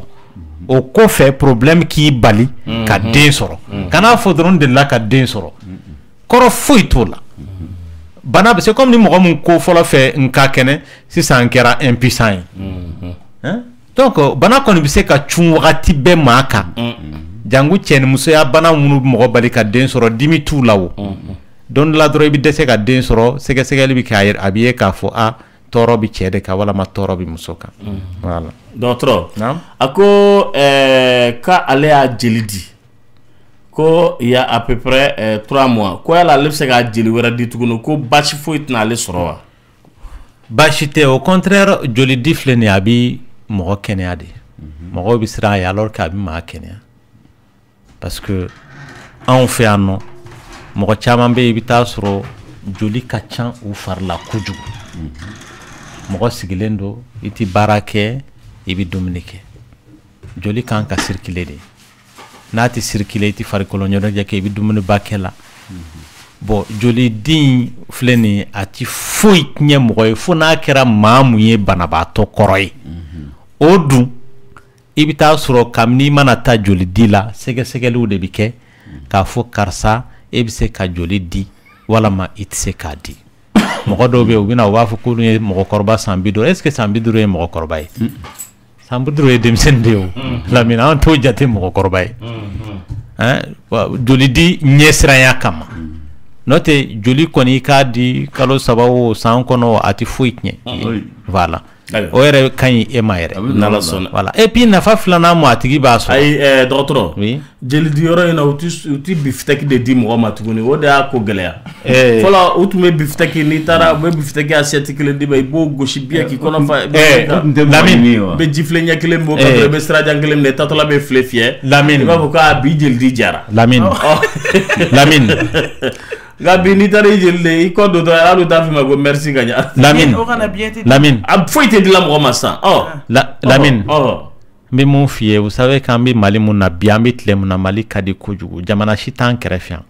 ko n'i ma 3,000 de bɔ k'i b'i joli sɔrɔ Mali la yan fu a tɛ san mun y'o kɛ hali bi hadamadenw i bɛ taa joli mun di i bɛ k'a di Ala de kama Ala kama tɛ fana koyi i bɛ k'a di i yɛrɛ de kama fana parce que an bɛ ka fɛn fɛn bɔ c'est comme n'e bɔra sisan i taara sarakati di garibu ma est ce que e b'a ɲini garibu fɛ a k'a f'i ye i ni ce wa dɔgɔtɔrɔ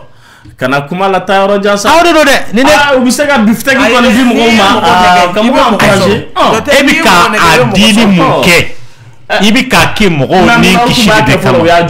u b'a kɛ fɔlɔ pour que ka mɔgɔw ayi kɔni i dara la kɔni k'u tun b'a di fɔlɔ oui u tun b'a kɛ parce que hali vaccination tun bɛ kɛ mɔgɔw la n ko aw tun bɛ fɛnw di mɔgɔw ma pour que u kana vaccination kɛ tɛnɛ parce que u t'a nafa dɔn a bifitɛki nin tun ka di dɛ a ko kusiɲa minnu tun b'u bolo yen u tun bɛ bifitɛki sɛɲan de dilan tɛnɛ o y'a sɔrɔ mɔgɔw t'a nafa dɔn sisan mɔgɔw b'a nafa dɔn Lamini tun bɛ kɔrɔta joli ka dafa joli ka taa tuguni ne bɛna n'o assiette kelen sigi kɔrɔ donc f'a bɛ to ka ɲɛ minnu tigɛ ɲɔgɔn na ɲin tɛ minnu t'a kɔnɔ f'olu bɛ to ka sogo négocier u nɛnw ni ɲɔgɔn tɛnɛ ayiwa Fode Kone i ko k'i bɛ Ami Traoré fɛ a cɛ ko ayiwa ne kɛra ale muso fɛ kojugu k'ale bɛna kɛ mun de o la a cɛ tɔgɔ ko Fode Kone o filɛ de Jikɔrɔni k'u filɛ Jikɔrɔni golfu Jikɔrɔni ACI la ayiwa k'i k'ale muso fɛ k'i b'ale fɛ ko ala k'ale yɛrɛ dun n b'a yɛrɛ fɛnɛ fɛ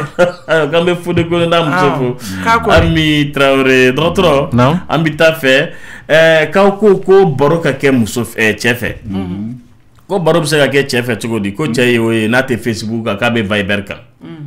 ko wa fana ko n'i bɛ ka baro k'a fɛ n'a a bɛ yen ko tu sens que la personne est absente c'est-à-dire a tɛ yen quoi e bɛ ka baro kɔni kɛ i bɛ ka baro kɛ adamadenw kɔni b'i kɛrɛfɛ ɲɛ i furucɛ ye mais i yɛrɛ b'a dɔn i bɛ ka baro kɛ min fɛ hakili t'i la ko baro bɛ se ka k'o fɛ cogo di mɔgɔ min bɛ Facebook kan hali bi bɛn de t'aw cɛ dɔrɔn bɛn de tɛ yen nɔ n'o tɛ mɔgɔ min kɔni bɛ Facebook kan kɔni n'i taara k'i bɛ taa baro k'u fɛ kɔni i yɛrɛ b'a dɔn k'u ye kabako kɛ o tɛ o dɔgɔtɔrɔ ko des documentaires ont montré que l'éjaculation féminine se manifeste par jet d'un liquide comme de l'urine ko est-ce que cela est vrai ale m'a faamuya mɔgɔw bɛ yen n'a bɛ f'u ma ko les femmes fontaines hali o yɛrɛ sababu ma dɔn wa n'i ye musolaka ta 195 o tɛ olu na n'i ye mɔgɔ 5 ta 100 sara la o de ye femme fontaine ninnu ye parce que i bɛ hakɛ to musolaka n'a bɛ furu bato la dingɛ 2 bɛ sanfɛ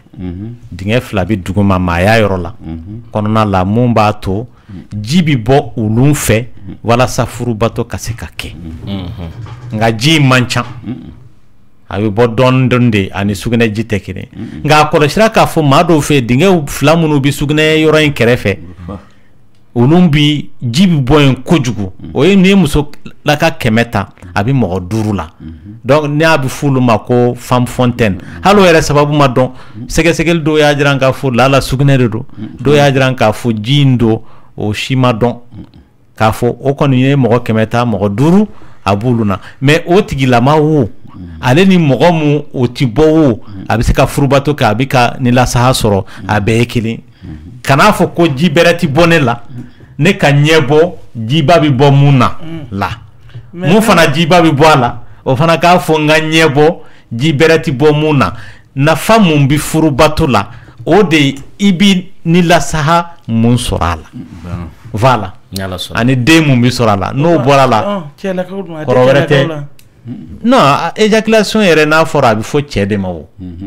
parce que ale ka question bi tali kɛ yala muso minnu bɛ éjaculer musolakaw an t'a f'olu ma éjaculation voilà dɔgɔtɔrɔ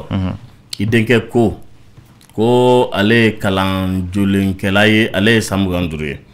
k'ale ni npogotiginin dɔ bɛ ɲɔgɔn fɛ k'o ye san 18 kuma lamɛn dɛ ko npogotiginin k'ale ma ko a garisigɛlen don ko parce que k'a ma ka kalo labɔ ye kalo tɛmɛlen k'ale dun b'a dɔn ale ni ala cɛ la ko jama ka hakɛ to kuma t'a fɔ cogo to an bɛ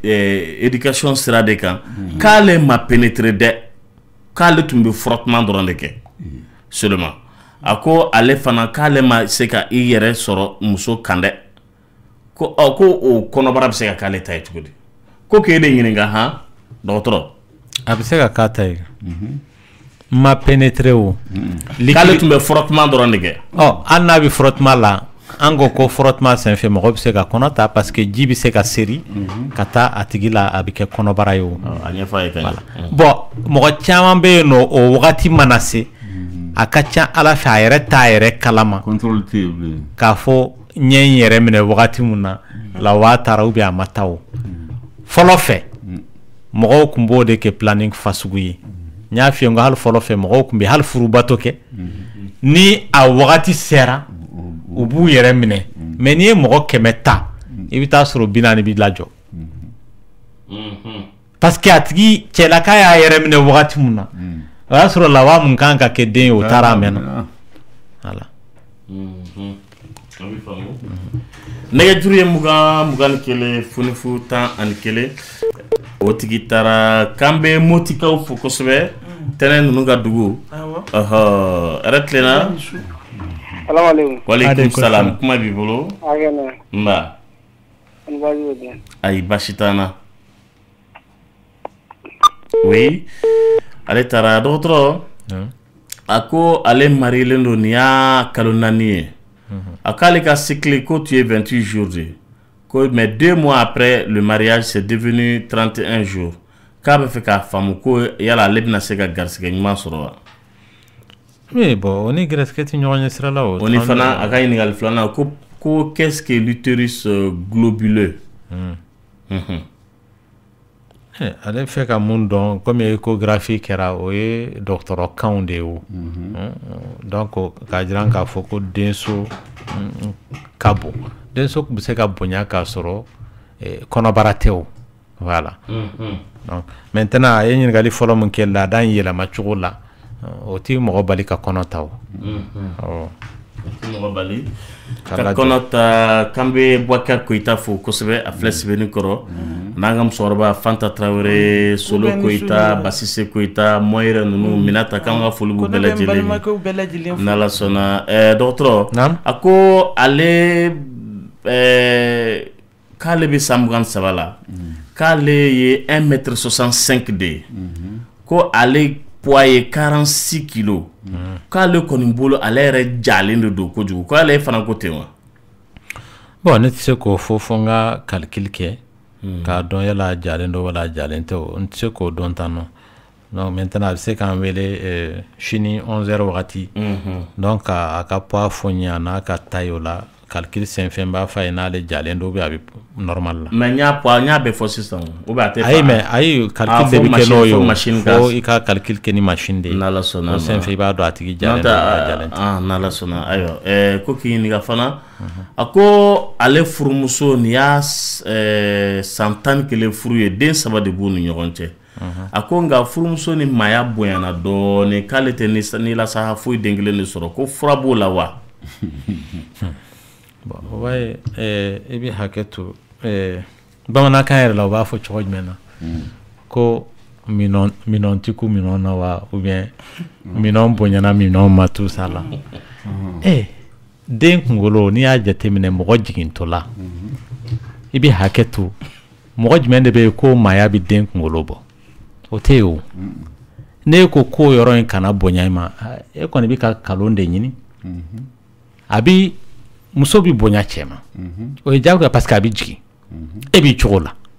hali ne bonyana de toute façon i tɛna se ka a bɔ maintenant mais mɔgɔw de bonya cogo tɛ kelen ye dɔw bɛ yen hali n'u ma den sɔrɔ u bi bonya o parce que ala yɛrɛ kɛmɛ ka maaw da cogoya min na maayaw kɛ cogoya tɛ kelen donc mɔgɔw dɔw de bɛ yen nɔ u deli bɛ mun na u m'o sɔrɔ bilen donc olu b'a fɔ bɔn nin bonyana jɔn ka taa denmisɛnnin wɛrɛ ta hali n'i y'o ta o fana bɛna bonya o donc maintenant ni nin ye mɔgɔ sɔrɔ généralement n'a tigi tilala den wolo dilan parce que a caman bɛ yen nɔ a b'u sɔrɔ wagatiw la mais i bɛ taa sɔrɔ mɔgɔw fana kɔrɔ cogo tɛ kelen ye fɔlɔ fɛ i bɛ taa sɔrɔ an ka mɔgɔkɔrɔba ninnu muso bɛ se ka den 10 den 20 wolo k'a sɔrɔ dɔw bɛ yen u ma b'u cogo la ten mais bi bɛna dɔw yɛrɛ ka den 1 wololi wala den 2 i bɛ taa sɔrɔ a bɛ n'a fɔ mɔgɔ mun ye den 10 wolo donc ko n'a kɛcogo de don maintenant ni a tigi bonyana ma solution wɛrɛ tɛ yen k'a fɔ i jɔn ka fura de ta mun b'a to a tigi mɔsɔn a nɔ la non opération dɔ de bɛ kɛ pour que k'a tigi kɛ denmisɛnnin ye tuguni voilà wa hali ni opération kɛra a kɛra denmisɛnnin ye tuguni a tigi mana jiginni wɛrɛw kɛ tuguni a bɛna bɔ i sago la tuguni ainsi de suite nin bɛɛ ye Lamine hakilila ko de ye dɔrɔn n'o tɛ mɔgɔ bi nisɔndiya sɔrɔ furubato la k'a sɔrɔ nin si tɛ mɔgɔ minnu ye yɛrɛ nisɔndiya kɛ u ye furubato la u ye a tɔgɔ ye u ye nilasaya sɔrɔ kuma bɛ k'a kɛ ni minɛnw ye donc n bɛ fɛ ka mun fɔ dɔrɔn vraiment o bi mɔgɔw yɛrɛ de hakilila la n'o tɛ hali n'o y'a sɔrɔ muso min bɛ san 60 la san 80 denmisɛnnin san 50 i bɛ furubato kɛ ka nilasaya sɔrɔ a fɛ o bɛɛ bɛ dépend i yɛrɛ de hakilila la dɔgɔtɔrɔ voilà ko k'i ɲininka o ko prostitution ko cause a prostitution a kɛli ko a kun ye mun ye ani avantage ni désavantage jumɛn de b'a la ale bɛ ka nin mun fɔ nin tɛ bana ye o dɔgɔtɔrɔ kan tɛ fana karisa bɛ ka sungurubaya kɛ a bɛ ka kɛ kun mun na i kan ka taa enquête de kɛ ka sungurubaw yɛrɛ de ɲininka ne ko karisa e bɛ ka sungurubaya kɛ mun de kama ale de n'a fiyɛ wari ko dɛsɛ de bɛ na o de y'a to n bɛ k'a kɛ walama nin ko de bɛ na walama mun ka da ale de mais dɔgɔtɔrɔ tɛ se k'o jaabi o n'a bɛ fɛ k'o jaabi sɔrɔ dɔrɔn sini bɛ a ka papier ta ka taa ka enquête nin na mais n'i bɛ enquête kɔni kɛ i bɛ taa sɔrɔ hali dɔgɔtɔrɔw b'a kɛ ten n'i bɛ enquête kɛ a tɛ kɛ diyagoya ko tɛ faamuyali de don enquête bi kɛ cogoya min na Lamine ne taara boîtiw kɔnɔna la ka taa casinow kɔnɔna la ka taa enquêtew kɛ k'a lajɛ denmisɛnnin fitinin minnu bɛ san 15 san 16 san 14 u bɛ ka dulɔ min dɔw bɛ ka cigarette électronique ni min ko jumɛn de la u b'a kɛ wa a jaabiw sɔrɔla mun na parce que n'i bɛ enquête kɛ i b'i ma don a tigi la k'a fɔ a b'i ni e n'a tigi de cɛ mɔgɔw bɛ yen minnu ka peut-être test taara sunguruba ko ninnu kan donc a bɛ se ka o dɔw ɲini o bɛ se k'a fɔ a ye sunguruba 100 o bɛ ka sungurubaya kɛ ka 30 bɛ k'a kɛ k'a sababu kɛ nin ye 60 bɛ k'a kɛ k'a sababu kɛ nin ye 10 bɛ k'a kɛ k'a sababu kɛ nin ye voilà maintenant n'a bɛ fɛ k'o jaabi jɔnjɔn sɔrɔ a bɛ se ka taa faculté de médecine na Mali la yan nɔ i ka taa yen nɔ bibliothèque la k'a lajɛ est-ce que thèsew bɛ yen minnu ye tali kɛ walama flash la k'a lajɛ est-ce que thèsew bɛ yen minnu ye tali kɛ sungurubaya ko ka Mali la yan mun de kama mɔgɔw bɛ k'a kɛ o document fana bɛ yen nɔ voilà a bɛ faamu dɔgɔtɔrɔ nɛgɛjuru ye 20 ni 1 foni fu 11 o tigi taara nɛgɛjuru ye 20 ni 1 foni fu 11 docteur Tabako tulo b'i la allo allo oui ça va Ça va bien, merci. Bien, bon, moi, c'est le docteur Ringira. À Tlevilla, oui. En fait, encore que deux fois, par exemple, les gars, nous sommes trop, quoi. Est-ce que avec le jour à venir, avec ce problème là, c'est même quoi. Voilà, m'a fait un d'un coup là, ou bien est-ce que les gars sperme de ce décès, ou bien fin d'or. Voilà, c'est pour ce quoi, que tu vois, mais je suis marié, quoi, mais à Kabontro, sans qu'on a aucun moment, je fais partout. Mais c'est qu'à jouer là, quoi. Voilà, c'est pour cela, quoi. Merci. Maintenant, allez qu'à Djabi Moumoulou, il faut qu'à ta consultation na kala jeno ya suro banatala mumba blala parce que bana obe mo la hakli ta fanfila la mumbu ou bloko la tant que bana konti mumba blatigi la seulement atigi farlaji yere de bo demander o te banay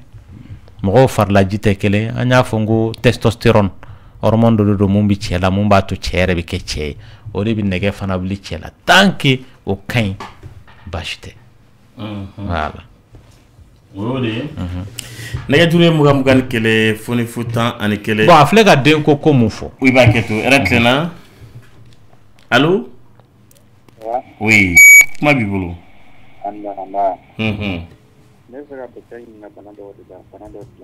oui ibi kuma kan korota ok ne kono kere de bentimi ko bara kere la côté droit a bene dimi ko c'est donc ni kon be en durbo nyina voilà ni en ko ke ga tese donc bi fradi après bana avec la kauli quoi kono côté droit ni donc bara kere la juste voilà olenki mako a sababu ya muye bon en fait eko kera ay eko yerete docteur mu eko dimaka sega ni frau dimaki maka sababu ya muye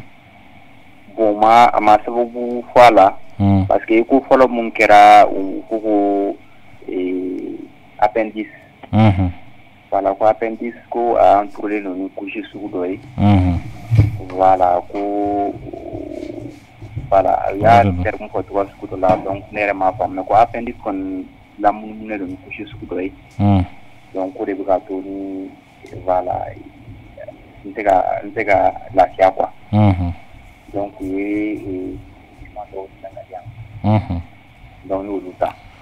d'accord donc ibi segi kata d'autres so la segi wera ubike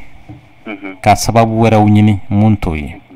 ya famia parce que ko dronte fin segi limino ko mumbi yoro en banao be c'est vrai a pas ce problème a boulunye mais nugu problème ekoto yo bon ebi ka kere mun fana fo mino ka chan ye no yoronina hal RMB no fenge fana be no binye fana be no ya famia hal problème do be no munu bi se ka dimi la se mo ma ye no fana nugu ba kumbe no hal kemu bi hadama den kono yere nyima na no bi appendix kuna ani nugu numbe kuna o fana bi se ka noro appendix la ou bien nugu nuna chua sugud la parce que banaxe do mana do mo kono bi noro nyona pour que ka banaxe o kele o fana bi se ka dasi mo ma ya famia voilà donc la mina kumbirom na donc che mu foko den ko la bon den ko bi furubato ke ko jugoti mo bali den soro la de aye hakla ere jigindo bi nyagali ke ko la masturbation mi mo bali ka den fana soro o ti fana ti mo bali den soro la voilà d'autres non mbalwa ke do be kana me Côte d'Ivoire ambe fanfe be kana me internet ka kan fulbul bela jele Seydou Traoré ka bi foko sobe ay Seydou Chema ka bi fo tene ambi famé bitabla michelunko anga fulbi chorba segana docteur ka numéro 79 28 55 47 amambalmo bela jelen fe nukuma bora na digira mo meno tigi ka haketo ha akambe sini sufe na la sala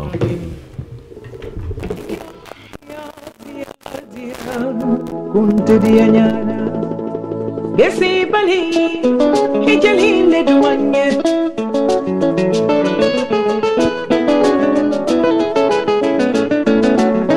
nani bali aja hijali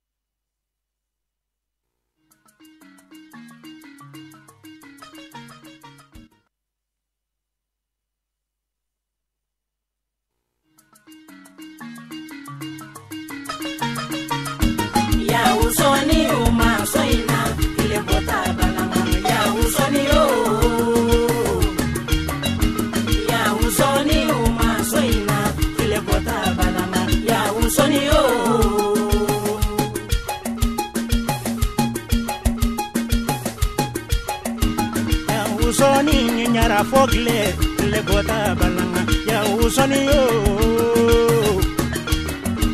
ya usoni nyara fogle le gota balanga ya usoni yo